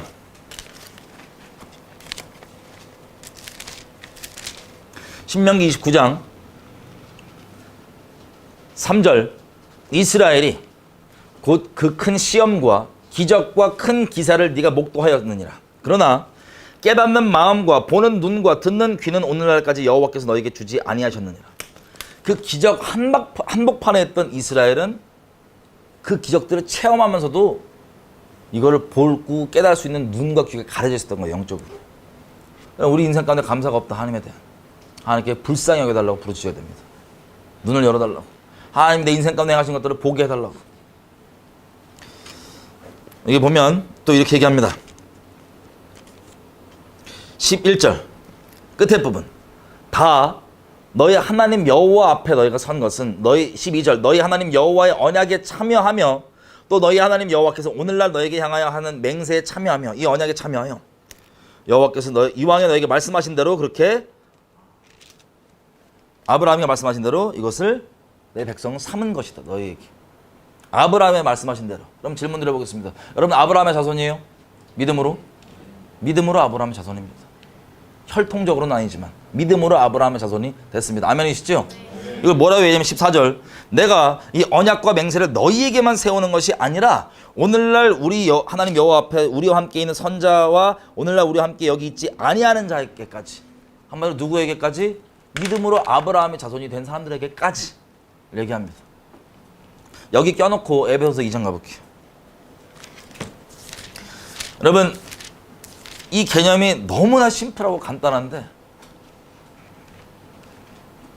하나님은요, 이 약속들을 이스라엘에게 하셨어요. 이 대부분의 약속들을 이스라엘에게 하셨습니다. 이스라엘이 아닌 우리에게 하시지 않았어요. 적용 대상이 분명합니다. 이스라엘에게 하셨어요. 여러분 혹시 세상에서 어디 계약하고 뭐 집문서 쓰고 뭐 계약을 하더라만 보더라도 모든 계약의 첫 번째 제일 중요한 게 뭔지 아세요? 누가 계약을 맺냐, 주체가 제일 중요합니다. 그걸 규정하는 게 이렇게 처음에 무조건이에요. 이 계약은 이스라엘과 하나님의 계약입니다. 이 언약은. 그런데 이스라엘과 하나님과 맺은 이 언약 가운데 있는 모든 복들과 이 소중한 것들을 여러분 누리고 있어요, 안 누리고 있어요? 누리고 있습니다. 왜 누리고 있냐? 에베소서 2장 12절. 이방인, 이스라엘 민족이 아닌 너희는, 그때에는 너희는 그리스도 밖에 있었고 이스라엘에게 약속된 메시아에 상관없는 사람이었고 이스라엘 나라와도 상관없는 사람이었고 이스라엘에게 약속하신 약속의 언약들에 대해서도 상관없는 바깥 사람이었으나 세상에 소망이 없고 이스라엘의 하나님도 없는 자였지만 이제는 13절 그 전에 멀리 있던 너희가 그리스도 예수 안에서 그리스도의 피로 가까워졌느니라. 19절 그러므로 이제부터 예수님 때문에 너희가 외인도 아니고 손님도 아니고 오직 이스라엘이 얘기하는 그 성도들과 동일한 시민이고 하나님의 가족이라. 이스라엘에게 약속하신 수많은 약속들에 우리가 예수 그리스도 안에 속하게 되므로 이 모든 약속들을 이스라엘에 접붙여져서 이것을 누리는 거예요. 로마서 11장 가볼게요. 로마서 11장 가보면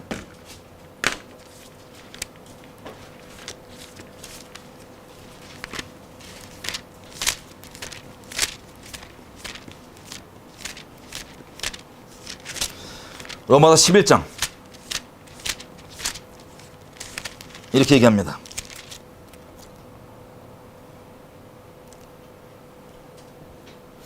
11절, 11장 13절 내가 이방인인 너희에게 말하노라. 지금 바울이 누구한테 얘기하는 거예요? 이스라엘 민족 말고 우리와 같은 다른 민족들, 이방인들에게 얘기합니다. 뭐라고 얘기하면 17절 또한 가지가 얼마 꺾였는데, 그러니까 올리브 나무에 가지들이 있을 거 아니에요. 진액을 같이 받는 가지들, 뿌리에서부터 진액이 올라와서 가지들이 이걸 영양분을 공급받잖아요. 이 가지들을 지금 뭐라고 얘기하면 유대인 민족들이 얘기합니다. 이들이 꺾였대요. 꺾였는데 돌 감람나무가 뭐냐면 야생 감람나무, 야생 올리브 나무예요. 돌 감람나무에 네가 그들 중에 접붙임이 돼요. 참 감람나무, 참된 올리브 나무, 이스라엘 얘기하는 겁니다. 이 뿌리의 진액을 함께 받는 자 되었은즉. 그러면 정리해보면 무슨 뜻입니까? 이스라엘에게 약속하신 이 약속들을 우리가 왜 누리고 있냐? 구약은 그렇고요, 신약은 달라서 그래서가 아니에요. 하나님께서 신약조차도 이스라엘에게만 약속하셨습니다. 예레미야서 31장 31절 가보면 이렇게 기록합니다. 31장 31절 나 여호와가 말하노라 보라 날이 이르리니 내가 이스라엘 집과 유다의 집에 무엇을 맺는데요? 새 언약을 신약을 세우리라. 이 신약은 구약과 아예 상관없는 아예 새로운 것이 아니라 옛날 구약 중에 하도 껍데기 때문에 헷갈려 하니까 본질만 딱 잡아갖고 리뉴얼한 거예요. 리뉴얼. 갱신. 야 이거라고 원래. 이 신약을 어디에 주체가 누구예요? 이스라엘 집과 유다의 집이에요. 우리에게 하신 게 아니라고요. 근데 이걸 우리가 왜 지금 누립니까? 아까 우리가 봤던 것처럼 이스라엘에게 하신 약속에 우리가 예수님을 통해서 접붙여져갖고 이걸 누리고 있는 거예요. 여러분 이거 이해하기 어려우세요? 심플해요? 심플하죠? 그러면 질문입니다. 다시 신명기 29장 와볼게요. 신명기 28장까지 내용이 뭐냐면은 언약에 잘 있으면 얻게 될 축복이고 언약을 배신하면, 배교하고 배도하면 얻게 될 저주까지 설명을 합니다. 28장까지. 아까 레위기 26장까지 읽었죠. 그 내용을 더 자세하게 설명한 거예요. 똑같이. 근데 이 언약이 누구에게만 적용된대요? 아브라함의 자손들. 여기 지금 이 신명기가 이 신명기가 말씀드린 선포될 그 자리에 있었던 이스라엘 사람들뿐만 아니라 그 자리에 있지 않은 사람들까지도 이게 적용된다 안 된다? 적용된다. 그럼 이 언약은 축복만 적용돼요? 아니면 축복과 저주가 다 적용돼요? 여기에 접붙여진 거예요. 안 복잡하죠? 여러분 이거를 슬프게도 많은 사람들은 못 봅니다. 왜 못 보는지 아세요? 특별한 마음을 가지라고 말씀드리는 게 아니에요. 시편, 제가 말씀드린 시편 뭐라고 되어 있냐면 여호와의 친밀함이 여호와를 경외하는 자에게 있으며 저가 그 언약을 열어 보이시리로다. 하나님의 언약을 누구에게 열어주냐? 여러분, 사람 공부 열심히 한다고 하나님 알 수 있는 게 아니에요. 똑똑하다고 하나님 알 수 있는 게 아니에요. 하나님이 은혜로 열어주셔야지만 아는 겁니다. 아멘이죠? 특별히 언약을 누구에게 열어주냐? 하나님을 만만하게 대하고 종교처럼 금송아지처럼 대하는 게 아니라 하나님을 경외하는 자들에게 언약을 열어준다고 되어 있어요. 이게 이해가 되신다면 여러분들 하나님 경외하고 싶으신 마음이 있으실 겁니다. 감사하게도. 이게 어려워요? 쉬워요? 엄청 쉬운데 이해를 대부분 못해요. 왜? 영적으로 가려진 거예요. 슬프게도. 이스라엘 백성들이 그랬던 것처럼. 그 기적 한가운데 있음에도 그걸 누리고 있음에도 불구하고. 그래서 19절 보십시오. 무서운 얘기 말씀드릴게요. 이제부터. 이 지금 축복과 저주를 다 얘기하는데 뭐라고 얘기하면은 19절 이 저주의 말을 듣고도 네가 마음에 스스로 위로하여 이르기를 내가 마음을 강팍하게 하여서 하나님께 이런 것들을 멸할지라도 평안하리라 할까 염려함이라. 이 축복과 저주를 들으면 하나님을 경외하면 하나님 말씀대로 세상이 돌아가는 걸 우리가 경외하는 사람은 그렇게 인정하잖아요. 그죠? 내 원하는 대로만 내 마음속에 추구하고 싶은 대로만 하나님 말씀 편집해갖고 내가 편집한 내가 만든 하나님이 아니라 말씀 그대로 돌아가는 그 증거가 이스라엘 그 자체이기 때문에 심판받고 깨주고 복 주시든 복 주시고 이 언약의 근거에서 이스라엘은 하나님께 똑바로 있던 똑바로 있지 않던 하나님의 살아계신 증거예요. 어떤 증거냐? 말씀대로 세상이 돌아간다고 하는 이 말씀 그대로가 실제 하나님이라고 하는 증거가 바로 이스라엘 그 자체입니다. 존재. 이스라엘 잘났다는 게 아니에요. 그 존재가 그런 거예요. 하나님의 살아있는 증거. 우리가 마음속에 만든 오해한 다른 하나님 말고 말씀 그대로 하나님이 어떠한 분이신지는 이스라엘 역사를 그대로 보면 알 수 있어요. 이스라엘 나라가 1948년도 생기기 직전에 겪었던 건 홀로코스트라고 제가 누누이 말씀드립니다. 하나님의 선택한 백성. 하나님의 진노는 장난이 아닙니다. 근데 이 저주의 말이 분명히 이미 다 기록이 돼 있던 거였단 말이에요. 홀로코스트 겪었던 그 심령들 신명기 28장에 다 기록되어 있습니다. 하루살이처럼 하루하루를 눈 뜨면 오늘 저녁을 내가 맞이할 수 있을까? 저녁에 잠들기 전에 내가 아침을 맞이할 수 있을까? 항상 생명이 죽은 낭떠러지 끝에 매달릴 채로 내가 어떻게 할지 알지 못하게 너희가 그렇게 살 거다. 왜? 내 언약을 배신했기 때문에 디아스포라로서 주권 잃어버리고 다 기록된 대로 가는 거예요.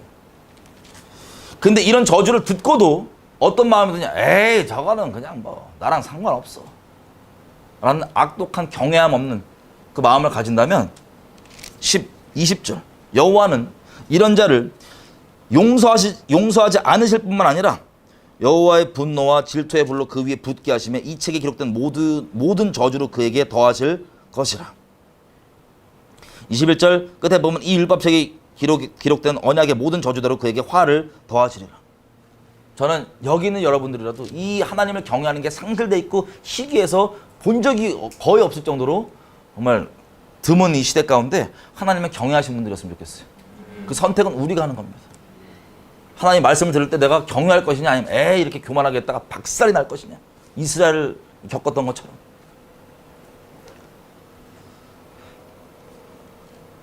24절 이렇게 언약의 저주대로 하나님의 백성이라고 그러고 하나님 믿는다고 하는 그런 사람들이 그렇게 박살나는 꼴을 보거든 24절 열방 사람들 하나님 안 믿는 사람들도 궁금해서 물어볼 거예요. 말하기를 여호와께서 어찌하여 이 이스라엘 땅에 택하셨다고 하는데 이같이 행하셨더뇨. 이같이 크고 열렬하게 진노하시는 그 뜻이 무엇이뇨? 라고 물어보거든.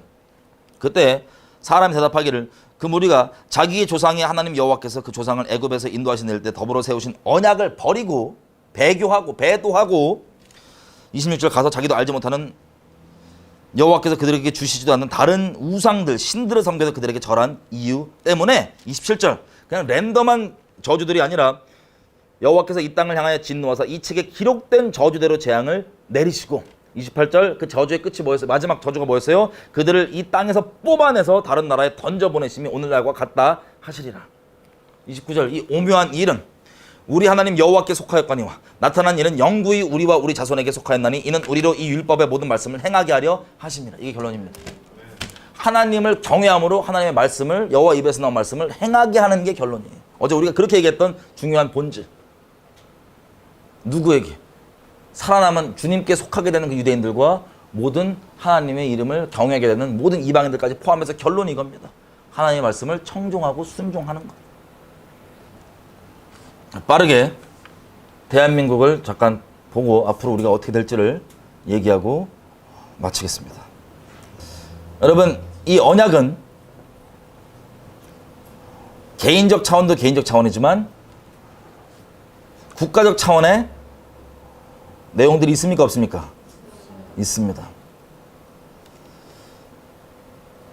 출애굽기 19장 5절 6절을 읽어보면 뭐라고 되어 있냐? 하나님의 언약을 맺을 때, 자, 애굽에 나와서 맺는 이 시내산 언약을 보면 너희가 내 말을 잘 듣고 내 언약을 잘 지키면 너희가 내게 대해 특별한 소유가 되고 너희가 내게 대해 제사장 나라가 될 것이다 라고 얘기합니다. 이게 하나님과 이스라엘이 맺은 언약의 본질입니다. 뭐냐면 개개인이 하나님을 여호와의 음성을 청종하는 그 순종하는 자리에 있고 이 사람들이 모여서 국가적으로도 하나님의 뜻을 받드는 제사장 국가를 만드는 것이 하나님의 언약입니다. 요한계시록 11장만 보더라도 예수님 오시면요, 세상의 나라들이 그리스도의 나라가 된다고 되어 있어요. 왜? 하나님께 반역하는 무리들은 다 쓸리고 끝나고 하나님을 순종한 사람들이 남아서 하나님의 뜻을 받드는 나라들이 전 세계가 되는 거예요. 주님 오실 때 천년왕국이. 자, 그것이 그때 갑자기 벌어지는 것이 아니라 지금 여러분 살고 있는 아마 호주도 제가 자세히는 모르지만 여러분 찾아보시면 좋을 것 같아요. 우리가 지금 살고 있는 대한민국 국가를 간략하게 설명을 드리면, 자, 대한민국은 이 독립정신 있죠. 여기 보시는 3.1운동을 통하여서 이 국가를 건립한 이 독립정신을 계승하여서 나라를 세운 것이 바로 대한민국의 건국정신입니다. 여러분, 독립정신은 어떤 걸 얘기하는 거냐면 이 옛날에 우리 첫 번째 대통령이었던 이승만이 청년 시절에 만들었던 독립정신의 그 정신이 잘 나타나 있습니다. 뭐라고 되어 있냐? 이 독립정신의 끝부분이에요. 자유민주주의가 결론이 아니고 이게 결론입니다. 제가 읽어드릴게요. 결론만 얘기할게요. 그냥. 자, 아무리 자유민주주의가 완성이 돼도 우리가 하나님을 믿지 않는다면, 그래서 우리 신령부터 새롭게 바꾸지 않는다면 그 자유민주주의는 우리에게 오히려 독이 될 것이다. 그래서 우리는 하나님을 섬기는 기독신앙을 다 중심에 삼아서 나라를 그렇게 만들어야 된다. 이게 결론입니다. 이 독립정신으로 세워진 게 대한민국이에요. 여러분, 기억 혹시 들으신 적이 있으시겠지만 1907년 평양의 대부흥을 하나님이 주관하시는 겁니다. 부흥은. 아무리 물 주고 씨 뿌려도 자라게 하시는 분은 주님이십니다. 하나님이 다른 민족 가운데 다른 나라들 간에 복음이 들어왔었어도 감사하게도 하나님께서 부흥을 터뜨려 주신 곳은 대한민국, 그때는 대한민국이 아니었죠. 평양이었어요. 다른 데도 물론 부흥이 있지만 평양처럼 큰 부흥은 아시아 쪽에는 기록되지 않습니다. 1907년. 그래서 몇천 년 동안 우상을 숭배하던 우리가 이렇게 하나님의 이름, 심하게 말하면 거의 십자가가 공동묘지 수준으로 빨갛게 이 대한민국을 수놓을 수 있을 정도로 기독신앙이 들어오게 됐던 계기가 되었어요. 그런데 도시가 어디라고요? 평양입니다. 우리 민족의 기독신앙의 뿌리는 평양입니다. 근데 여러분, 평양 어떻게 되어 있습니까? 이게 1913년도에 쓴 책인데요. 이때 하나님 믿는 우리 한반도에 있던 믿음의 선배들과 전 세계 한반도 선교에 관심을 갖고 우리를 위해 기도해 주는 사람들은 기도 내용이 이거예요. 각 나라 교회들이 말하기를 하나님의 한국 백성을 이스라엘 백성같이 특별히 택하여 동양의 처음 기독교 국가를 만들어서 아시아의 기독교를 전파할 문명을 책임을 주려고 한다. 이게 기도 내용이에요. 아니, 기도를 받으시죠. 우리가 잘 아는 대로 3.1운동은 결론만 얘기하면 3.1운동의 그 지도자, 영적 지도자인 이상재 선생이 이렇게 얘기합니다. 일본 검찰한테 끌려가서 조사를 받을 때 이 3.1운동의 주체자는 만군의 하나님, 여호와께서 이것을 주관하셨다고 얘기를 합니다. 그리고 이 독립운동 끝나자마자 바로 4월 8일 한 달 정도 지나서 대한독립선언서를 수록하는데 여기 내용들을 보면 이렇게 됐어요. 우리나라를 예수 믿는 나라로 만들어 일본의 통치권을 벗게 하겠다. 이게 독립운동가들의 뜻이고 목적이다라고 언론에 발표를 합니다. 이 큰 그림에서 예수 안 믿는 사람도 섞여 있긴 했지만 이 큰 그림에 다 순복하여서 이렇게 얘기합니다. 예수 믿는 나라를 세우는 것이 결론이고 목적이었어요. 그래서 우리 대한민국 임시정부가 만든 임시헌법에 보면 뭐라고 돼 있냐? 임시헌법에 보면 이렇게 시작합니다. 하나님과 사람의 뜻을 하나로 합하여서 이 선언을 하는데, 이 선언은 하나님 나라의 건설에 귀한 기초가 된다. 그리고 이 임시정부 헌법의 7조에 보면 이 대한민국은 하나님의 뜻에 의하여서 건국된 정신을 세계에 발휘하기 위해 세워진 나라이다라고 얘기합니다.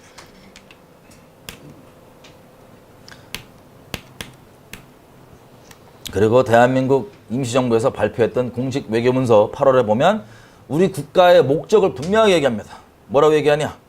우리가 일본의 압박을 면하고 싶은 이유는, 자유를 갖고 싶은 이유는 아시아를 민주화하여서, 결론 소망은 전 세계 기독교의 기독 신앙을, 복음을 전 세계에 전하기 위함이다. 뭘? 국가 자체의 목적이 이렇게. 그렇게 여러분 하나님과 언약식 맺으신 분 있으세요? 여러분 하나님의 신약을 누리고 계시죠? 접붙여져서 언약식 따로 맺으신 분 없습니다. 근데 왜 그걸 누린 줄 아세요? 언약식을 했냐 안 했냐가 중요한 게 아니라 믿음으로 그렇게 접붙여졌기 때문에 그런 거예요. 놀랍게도 많은 사람들에게 가려져 있지만 우리나라 대한민국도 태동되기 전부터, 태아였을 때부터 우리는 하나님께 그 언약에, 국가적 언약에 접붙여진 국가였습니다. 슬프게도 이 마귀가 그걸 내버려 두지가 않죠. 우리를 그 당시 때 점령하고 있던 일본은 헌법 3조가 천황은 하나님이란 신성이라고 돼 있어요. 하나님의 아들인 거예요. 그랬던 국가에서 군정이 태양신 귀신을 들렸던 군정이 정권을 잡고 강압하기 시작한 게 신사참배였습니다. 신사참배 세상 사람들에겐 큰 문제가 안 돼요. 어차피 온갖 잡신 다 섬기니까. 누구에게 문제가 되냐? 예수님을 믿는 이 독립운동의 주체 세력이었던 기독교인들에겐 이게 문제가 돼요. 여기에서부터 놀랍게 이미 우리는 공식적으로 하나님을 버리고 배교를 결정하였습니다. 공식적 차원에서 모든 존재하던 교단들이 그렇게 유명하시고 그렇게 사랑 많으시고 기도와 애씀으로 교회를 세워갔던 우리 초대 믿음의 선배 목사님들이 다 같이 합하여서, 개인적으로는 동의 안 했을 거예요. 하지만 공식적 입장으로 신사참배 우상 숭배를 결정하고 그렇게 우상을 교회에 박아놓고 성도들과 함께 우상 숭배를 했습니다. 어디에 모여서 결정을 했냐? 부흥이 있었던 그 평양에 모여서 결정을 한 겁니다. 신사참배라 그러죠. 자, 그 결과 남과 북이 갈라지고 그 평양 대붕이 있었던 이게 장대제 언덕입니다. 장대현 교회. 이 장소가 지금 어떻게 되냐면 이 똑같은 장소예요. 김일성 우상 태양신이 자리 잡고 모든 평양 대붕이 났던 그 북한에 있는 백성들이 거기에 절하고 있는 그곳이 바로 되어버렸습니다. 전 세계에서 경악하는, 불과 100년 전 동방이 예루살렘이라고 영국의 세속 잡지가 불렀던 그 평양이 지금은 적그리스 국가가 되어버렸어요. 김일성을 하나님으로 여기지 않으면 다 잡아 죽이버리는 3대를 정치범 수용소에 보내버리는 우상숭배 국가가 되어버렸습니다. 핵까지 가지고 있는. 왜 이렇게 된 걸까요? 여러분 북한에 대해 조금 관심 있으시면 북한이 여지껏 겪었던 일들을 잠깐 돌아보면 놀랍게도 여러분 이걸 통해서 역사를 주관하신 하나님 말씀하시고 싶은 게 뭘까요? 북한이 왜 저 지경이 돼버렸냐? 하나님의 언약을 배신했기 때문에 언약에 기록된 저주를 그대로 받은 거기 때문에 그렇습니다. 아직 여기에서 성취되지 않은 저주가 남아있어요. 그게 뭐냐? 태양신들 우상을 파괴하고 전쟁을 겪음으로 나라 잃고 디아스포라로 흩어지는 것. 땅이 완전히 풀 한 폭이 못 자라는 황폐하게 버려지는 것. 이게 아직 하나 남아있습니다. 그 전까지 나와있는 모든 기록, 자식 잡아먹는 것까지 포함해서 다 어디에 벌어져요? 북한에 지금까지 벌어져 왔습니다. 나머지 남은 것은 이 태양 신상들이 박살나고 그리고 디아스포라 겪는 것인데, 자, 이렇게 북한은 되어 있습니다. 하지만 감사하게도 이 해방쯤에서 남과 북이 그때부터 갈라지는 거예요. 대한민국은 하나님과 국가적으로 맺었던 언약을 남쪽만이라도 이어갈 수 있게 은혜가 베풀어졌습니다. 임시정부 때부터 그렇게 기도해 왔던 것처럼. 그래서 우리 잘 아신 대로 대한민국 첫 번째 국회, 우리 공식 첫 번째 기록을 보면 이 나라를 하나님께 의탁하는 기도로 시작합니다. 왜? 갑자기 우연히 기독교인들이 이렇게 한 게 아니고 원래 이런 나라를 만들려고 수고하고 노력해 왔던 것이기 때문에, 그게 대한민국이기 때문에. 그 직후에 하나님 공의대로 6.25가 벌어집니다. 그래서 신사참배 때 유일하게 공직적 입장으로서 우리는 저 신사참배를 반대한다고 얘기했던 경상남도 빼놓고는 한반도 전체가 초토화가 됩니다. 신사참배를 반대했던 경상남도죠. 그 당시 때 우리 믿음의 선배들은 6.25가 자기 신들의 신사참배 죄악 때문에 벌어졌다는 것을 다 알았어요. 인정하고. 처음에 아니라고 버티다가 막상 재앙이 눈앞에 벌어지고 다 죽어나가니까 지옥은 안 가야 될 거 아니에요. 다 인정을 했습니다. 그리고 휴전이 됐어요. 휴전이 뭐예요? 일시정, 하나님의 진노가 쏟아지는 중에 일시정지가 눌러준 거예요. 그게 대한민국이에요. 우리가 태어난. 그때 우리가 태어난 거예요. 그럼 우리가 이제라도 회개하고 주님 앞에 나아가서 잘 가야 될 텐데 무섭게도 이 배교가 그대로 이어집니다. 여러분, 남유다가 바벨론에 쳐들어와서 전쟁을 치르면서 몇 도시가 안 남고 포위당해 있던 그 상태에서 예레미야를 통해 하나님이 이렇게 얘기했어요. 너희가 예전에 내 앞에서 너희 동족들을 노예 삼지 않고 자유케 해주겠다고 언약을 해갖고 내가 그걸 기뻐했는데 내가 이 칼들과 전염병들과 이것들로 자유롭게 너희에게 풀어서 역사할 수 있도록 하는 이유가 뭐냐? 너희가 그 언약을 저버리고 다시 너희 동족들을 노예로 삼았기 때문이다.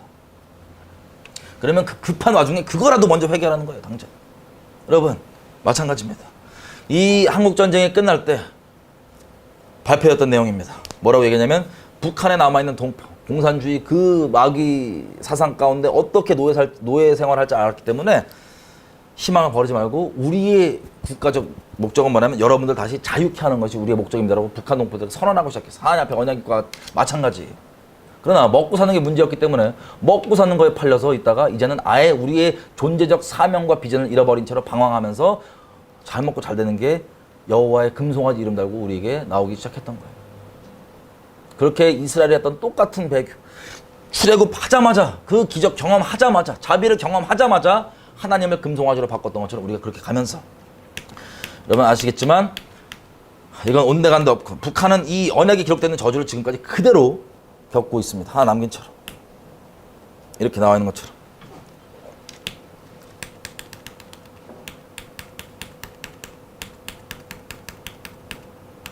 그러다가 이 교회들이 그 언약 가운데 돌아가는 게 아니고 북한을 보면 마치 남유다가 북이스라엘이 그렇게 언약의 저주대로 겪는 것을 보면 똑바로 주님께 돌아와야 될 텐데 그러지 않고 오히려 이 배교를 자연스럽게 더 의로워하면서 스스로 사랑 많다고 착각해가면서 이 배교를 아주 앞장서서 추구하고 있습니다. 간략하게 여러분 아시겠지만 북한의 교회가 가짜죠. 김일성을 하나님으로 여기는 교회죠. 거기가 참된 교회라고 하면서 우리와 연합하고 공동 교회로 치고 거기에서 예배드리고 그것을 섞어버리고 기존 우리 일반 교회들과 그리고 온갖 WCC니 뭐니 하는 이런 끔찍한 우상숭배와 종교들을 평화와 화합이라고 사랑, 인본적인 사랑이라는 이름으로 다 하나로 이렇게 잡다한 구판을 하나님의 이름으로 같이 다른 종교인들과 해서 버리는 거예요. 다른 분들을 단순히 배척하는 게 아니라 그들에게 전도를 해야 될 판에 같이 모여서 한 몸이 되어버리는 하나님 앞에 언약으로. 이 가증한 짓을 2013년 부산에서 결정을 내려버리고 이것의 끝은 뭐냐면 우리가 여지껏 봤던 것처럼 로마 카톨릭이라고 하는 계시록 17장 바벨론 음료에 그렇게 난잡하게 섞이는 배교, 음행 여기에 귀결되는 결론으로 가는 방향입니다. WCC 안 하는 교단들은 WEA 뭐 온갖 것들 혹은 뭐 종목 다 섞어가지고 하나님 아닌 다른 우상을 섬기게 만드는 이 과정, 이 배교 가운데 우리가 그것 때문에 이 끔찍한 일을 겪고 북한이 저 지경이 됐는데 그걸 보고도 우리는 오히려 그 길로 달려가고 있는 대한민국 상태였던 겁니다. 그래서 지금 우리 대한민국 겪고 있는 것은 그 WCC에서 우리가 하나님 앞에 우리가 선포한 그 선언 그대로 가고 있어요. 대한민국이. 첫 번째가 뭐냐? 원자력 북한을 지원해주고 북한 정권, 그 사악한 정권을 지원해주고 그리고 원자력 발전소 없애버린다. 그리고 미국이 이런 것들을 하기 때문에 군사훈련을 중단한다. 그리고 북한과 평화협정을 맺는다. 주님이 이렇게 얘기하시죠. 자, 이렇게 돼갖고 여러분 WCC를 보면 많은 사람들이 안 된다고 얘기하셨습니다. 교회에서. 유명하신 분들이 이걸 다 주도해서 하는데 특별히 뭐라고 얘기했냐면 이분이 WCC 위원장 중 한 분인데 이런 시를 썼어요. 자꾸 뭐라 그러니까 연합을 딱 두고, 여러분 연합 자체가 중요한 게 아니에요. 바벨탑 때도 전 인류 연합했습니다. 하나님을 반대하는 입장으로, 하나님께 대적하는 입장으로. 그리스도께 속해 있으면 자동 연합되는 걸 확인하지만 그거 없이 사람의 이거저거 맞춰서 연합한다? 하나님을 대적하는 모임일 뿐이에요. 여러분 WCC를 보면 하도 반대하니까 뭐라고 얘기하냐 이렇게 합니다. 하나 된다고 했는데, 자 갑자기 노란색 부분을 보면 황당한 얘기를 해요. 다른 어머니는 자식을 칼로 나눠 갖자고 했으나 그 어머니는 자신을 포기하고 자식을 살렸습니다. 자식은 생명이기에 나눌 수 없다는 사랑입니다. 주님, 이 WCC만 된다면 우리는 주님께 버림받아도 좋습니다. 이게 무슨 황당한 소리예요. 자식들 죽는 얘기를 갑자기 얘기하고 이것 때문에 우리가 버림받아 좋다고 선언을 해버리는 이 시. 이 교회 이분이 한 거예요. 어디? 안산제일교회. 자, 그리고 얼마 안 지나서 이런 우상 숭배하고 우상 숭배하자 만드는 이 이세벨에 대한 하나님의 심판이 기록되어 있는 뭐라고 되어 있냐? 자식들을 사망해 죽인다고 되어 있어요. 그게 하나님의 심판. 그래서 하나님이 다 보고 있다는 것을 온 교회가 알게 하겠다고. 그러면 얼마 안 지나서 전 국민이 귀신 숭배에 완전히 매몰되게 만들었던 큰 사건이 하나 터집니다. 세월호. 세월호에서 안산에 있는 모 고등학교에 많은 아이들이 죽죠. 자, 교회 다니는 아이들 중에서는 가장 많은 그 학교를 다니고 죽었던 애들이 이 시를 썼던 이 목사님의 교회 애들이에요. 그럼 이런 식으로 이게 되자마자 하나님께 돌이키는 게 아니라 오히려 더 교회적 차원이건 뭐건 다 와서 이것들을 이렇게 구판처럼, 다시 한번 WCC와 마찬가지로 구판처럼 하나님 앞에 이게 정인의 뭐냐 그러면서 난리를 쳤던 거예요. 단적인 예로 한마디만 얘기하면 우연히 벌어진 교통사고 때문에 정의를 세우겠다고 그 난리를 치면서 아예 우연이 아니라 조직적이고 일부러 고의적으로 그렇게 집단적으로 수많은 사람들을 70년째 죽이고 있는 북한 정권에서 오히려 도와주고 동조해야 되고 사랑으로 품어야 된다고 이 똑같은 사람들이 정의의 이름을 들이대면서 거기에 정의는 적용 안 하고 이렇게 권위에 반역하는 일들을 예수님의 이름으로 구판으로 벌려왔습니다. 유명하다고 한 찬양 인도자들 모두 다. 그러면 전 개인적으로는 한국 찬양 못 듣겠어요. 지금 죄송하지만 우울해서 못 듣겠어요. 그건 우울증에 먹을 것 같아 아마. 다 모여서 온 교회가 회개를 안 하고 이 미친 짓거리를 계속해서 더 확장시키고 이어갔습니다. 미친 짓거리를. 이 부적 같은 거 달면서 이거 부적 하나 달면은 정의로워 보이고 깨어있는 것처럼 아주 착각하는 이 세상의 공중 권세자분 자의 흐름에 따라서 미친 짓을 전 국민이 하나님의 진노를 쌓는 짓을 계속 해왔습니다. 여러분 이 결론은 제가 말씀드린 것처럼 이 카톨릭의 젖붙여주는 연합이 이 카톨릭 바벨론 음녀. 여러분 이게 대한민국뿐만 전 세계 차원에서 벌어지고 있는 일입니다. 그러면 잘 들어보세요. 이 유명하신 분들 한다고 하는 이 일이 배교 때문에 지금 남북이 갈라지고 그 끔찍한 일을 겪고 있는데 대한민국의 그 배교를 돌이켜요 아니면 더더욱 극심하게 하고 있어요. 일제시대 때는 안 하면은 협박이라도 있었다고요. 근데 협박도 없는데 자기가 자발적으로 난 사랑 많아 이러면서 이렇게 쭉 가는 거 인본주의에 쪄들어갖고. 그럼 무슨 일이 벌어질까? 한 말씀대로 세상 돌아가는데. 레위기서 26장에 기록되어 있는 저주 기억나세요? 첫 번째가 뭐였죠? 열병과 폐병. 눈이 어두워지고 생명이 새어지는 이 일들과 지도자가 자기 백성을 미워하는, 우리가 수고하고 노력한 것들을, 우리가 누려야 되는 것들을 다 대적들이 누리게 되는 이 일들이 첫 번째 큰 일이고 한 덩어리로서. 그 다음 경제가 막히고 미세먼지, 티끌들. 그 다음 돌이키지 않으면 많은 숫자가 감소하게 되고 짐승을 통하여서. 그리고 고속도로, 도로가 황폐케 되는. 그래서 돌이키지 않으면 경제가 완전 파탄나서 마치 지금 우리 보는 베네수엘라 이런 데처럼 한 가정에 겨우 10가정이 한 주방에서 먹을 수 있는 그 정도로 파탄나고. 그래서 돌이키지 않는다. 자식을 잡아먹는 경우. 그 지경에서 하나님의 최종 심판은 땅이 아예 황폐해질 정도의 무시무시한 전쟁을 통하여서 많은 수는 다 죽음당하고 남은 소수는 나라 잃은 채로 마치 이스라엘이 그랬던 것처럼 디아스포라로 흩어지는 그 일이 벌어질까요? 안 벌어질까요? 그게 이미 시작되어 있습니다.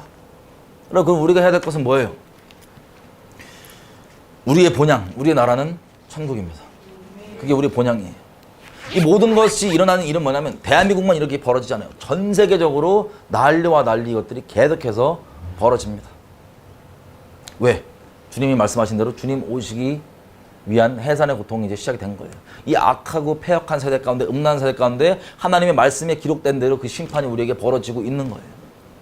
하나님께 은혜를 받고 하나님께 경외하는 자들에게 눈을 열어서 이게 말씀대로 돌아가고 있구나라는 걸 보게 함으로써 하나님 앞에, 말씀 앞에 순독하고 하나님을 경외하게 되고 하나님께 순종하게 되는, 하나님을 사랑하게 되는 그 은혜 가운데 있을 것이고, 아닌 자들은 심판을 겪으면서도 계시록 16장에 나와 있는 것처럼 이따위 하나님은 나 안 믿어라고 하나님을 반역하고 욕하는 비참한 지옥자 지고 살다가 죽어서도 두려움 가운데 벌벌 떨면서 살다가 죽어서도 영원히 지옥불에서 이를 갈면서 슬피 우는 일이 있을 겁니다. 여러분, 선택은 우리에게 달려 있습니다. 자, 여러분들이 오늘 마지막 보고 여러분들도 서로 이제 이 예배가 마지막으로 흩어지신다면서요. 우리가 언제 다시 뵐지 모릅니다. 한 가지 확실한 건 우리가 주님 안에 있다면 이 땅에서는 바울이 그렇게 얘기하죠. 저희가 전도에서 생겨진 교회들 보면서 뭐라고 얘기하면은 힘을 내자고. 우리가 세상에서는 환난을 많이 당한다. 하나님 나라에 들어가기까지 그리스도의 고난에 참여함으로 환난을 많이 당하지만 원래 그게 기록된 거고 우리 주님이 먼저 겪으신 거기 때문에 우리 능히 감당할 수 있다. 그분의 능력과 그분의 은혜로. 그리고 우리가 지금은 세상에서 마지막 볼 수 있지만 나중에 하나님 앞에서 같이 기쁨으로 이 땅에서 흘렸던 눈물들 닦아주시는 그 감사함과 기쁨과 사랑 안에서 다시 만나자라고 하는 이 내용들. 그리고 신신당부하는 내용은 뭐였냐면 바울이 내가 떠나면 이 때가 와서 너희를 이제 갈기갈기 잡아먹을 거다. 그래서 영적으로 얘기하면 미혹 가운데 빠질 거란 거예요. 그럼 어제 정리했죠. 방종으로 가든지 에라 그러고 방종으로 가든지 아니면 율법주의로 가든지 이 두 중에 빠지게 된다는 거예요. 그러지 않기를 우리가 어제 정리를 했었고 우리는 어디 있든 우리 주님이 우리를 세상에 있는 자기 사람들을 사랑하시되 끝까지 사랑하느니라. 주님은 우리를 끝까지 사랑합니다. 문제는 우리도 주님을 사랑하느냐가 우리에게 주어진 자유의지의 놀라운 결정입니다. 그리고 전 인류는 주님께 살아남은 천년왕국에서 같이 주님과 같이 있을 사람들은 결론이 먼저 하세요. 어제 우리 얘기했던 것처럼 세상이 하나님 말씀대로만 돌아간다는 것을 확실하게 알고 하나님의 말씀을 경외하는 자들만 하나님과 영원히 남게 될 겁니다. 그래서 우리 어디 있든 무릇 그리스도 예수 안에서 경건하게 살고자 하는 자는 핍박을 받으리라. 오해를 받을 겁니다. 어려움을 겪으실 겁니다. 환난을 겪으실 겁니다.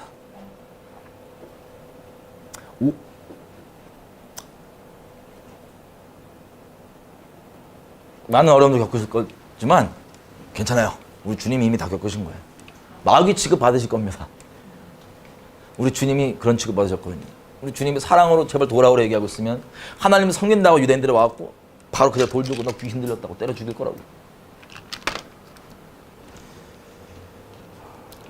추례당하실 겁니다. 소위 자기들이 정통, 자기들이 뭐 한다고 하면 거기서 이제 추례당하실 겁니다. 이단 취급 받으실 거예요. 재정이 궁핍할 수도 있습니다. 폭력을 당하실 수도 있어요. 죽임을 당하실 수도 있어요. 멸시당하는 건 기본이에요. 어떤 특별한 사람만 미워하는 게 아니라 모든 사람이 다 미워한다고 그랬어요. 슬프게도 가족들도 여러분을 미워한다고 돼 있어요. 예수님은 똑같이 믿지 않는다.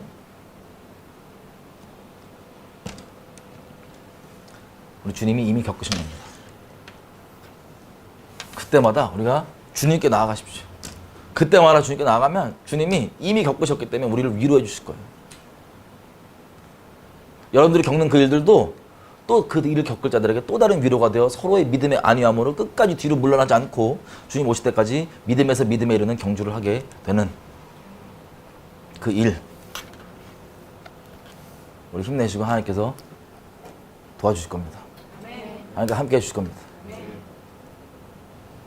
같이 기도할까요? 너무 감사한 게 뭔지 알아요? 많은 사람들에게는 그게 세상의 끝이라서 너무 두려워하고 막 기절 초풍할 정도로 두려운 일이 앞으로 계속 벌어져요. 전 세계적으로. 대한민국뿐만 아니라. 근데 어제도 얘기했지만 예수님이 내 인생 유일한 보상이고 상급으로 있으신 분들은 드디어 우리 이 세상에서 그 어떠한 것도 안 바랬는데 예수님만 바랬는데 그분이 기록하신 대로 지금 오시는 중인 걸 알 수 있는 거예요. 어제 집에 돌아가는 길에 약간 사이코 느낌처럼 너무 설레더라고요. 주님이 오시는구나. 우리 끝까지 타협하지 맙시다. 끝까지 하나님 앞에 완악하게 굴지 말고 겸비함 가운데 끝까지 주님 목숨 다해 사랑합시다. 넘어지지 맙시다. 혹시 넘어진다면 다시 일어나십시오. 주님 의지하여서. 어떤 참소가 있다 할지라도 다시 일어나십시오. 예수님이 우리 주님께 나갈 수 있도록 직접 몸으로 이 휘장 찢으셨어요. 그 죽음 헛되이 하지 맙시다. 그래서 방종을 남용하자는 게 아니라 헛되이 하지 말고 끝까지 내 어설픈 자격 아니라 예수님 자격 의지하고 예수님 생명으로 예수님 이름으로 믿음으로 갑시다. 보좌 앞에서 오늘 이제 헤어진다면 못 본다면 보좌 앞에서 기쁨으로 뵙는 거예요. 기쁨으로. 주님이 가까이 오십니다. 같이 기도할게요.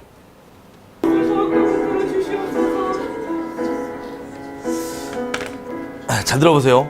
제 기도할 때 저에게 하나님께서 주신 말씀이에요. 지금 하나님께서 주신 말씀. 저희 기도할 때 이사야서 49장 1절부터입니다. 섬들아, 다 같이 필까요? 이사야서 49장 1절. 다 피셨어요? 눈으로 따라와 주세요. 제가 읽을게요. 저희에게 주셨던 말씀입니다. 지금 저희에게. 섬들아, 나를 들으라.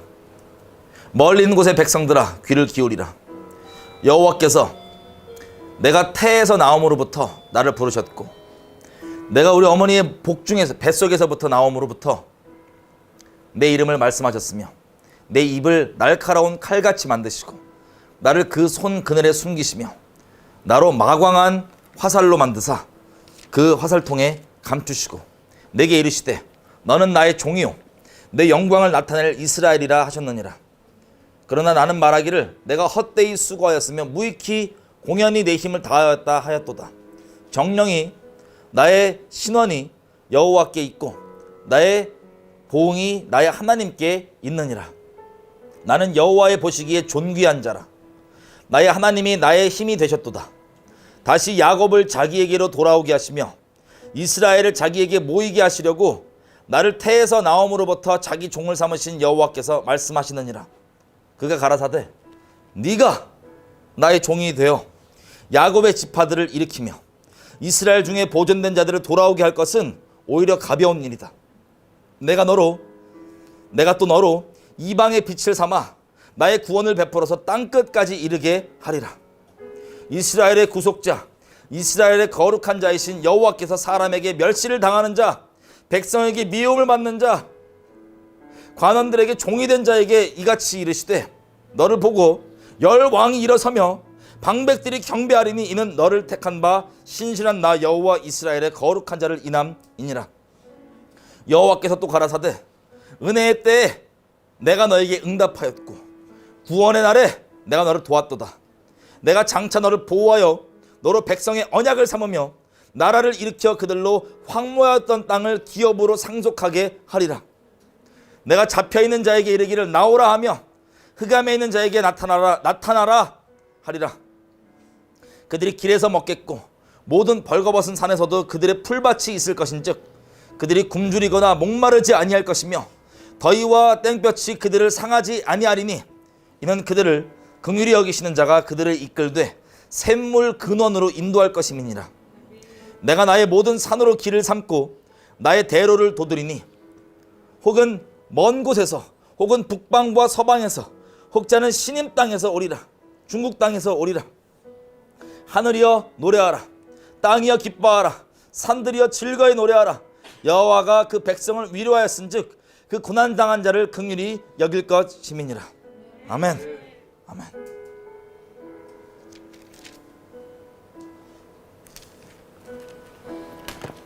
아멘입니다. 하게 어디로 인도하시던 우리가 이 말씀 그대로 많은 영혼들 주께로 인도하고 하나님 언약의 그 살아있는 그 통로 그 자체, 하나님 자비의 그 통로, 이 주님 오시기 전까지 어마어마한 심판과 일들로 황폐해 있는 이 세계를 상속케 할 하나님 앞에 경외하는 자들을 많이 같이 인도하는 그런 하나님의 통로로 살 겁니다. 주님이 말씀하시고 주님이 이루실 거예요. 우리 어떠한 건 상관없이 이 하나님의 놀라운, 그리고 이 마지막 때 하나님이 행하신 선한 일들 가운데 우리를 참여시켜 주시님을 찬양합니다. 우리 어디에 있던 믿음으로 승리하고, 우리 예수님 생각하시면서 어려움 가운데 있다면 참으시고, 지금 먼저 겪으신 거니까. 여러분들 처음 겪는 게 아니에요. 여러분만 겪고 아무도 그 어려움을 모르는 게 아니에요. 주님 다 아세요. 그분, 사람들은 몰라줘도, 친한 사람이 몰라줘도, 심지어 내 배우자까지 몰라준다 하더라도 내 주님이 알아주시면 그걸로 되는 거예요. 나중에 뵐게요.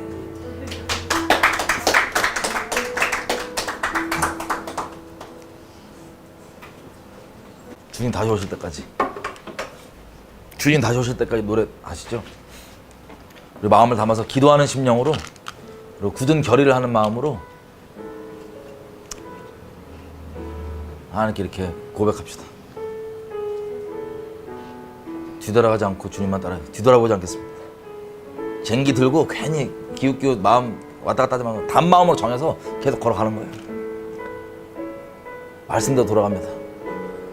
세상 돌아가는 바를 무엇을 중심으로 돌아가는지 모르는 사람들은 불안할 수 있지만, 이 세상이 말씀대로 돌아간다는 걸 아는 자들에게는 말씀에 거하면 불안하지 않는 거예요.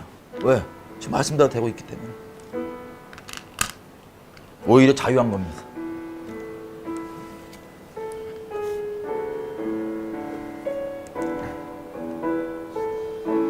주님 다시 오실 때까지, 주님 다시 오실 때까지 나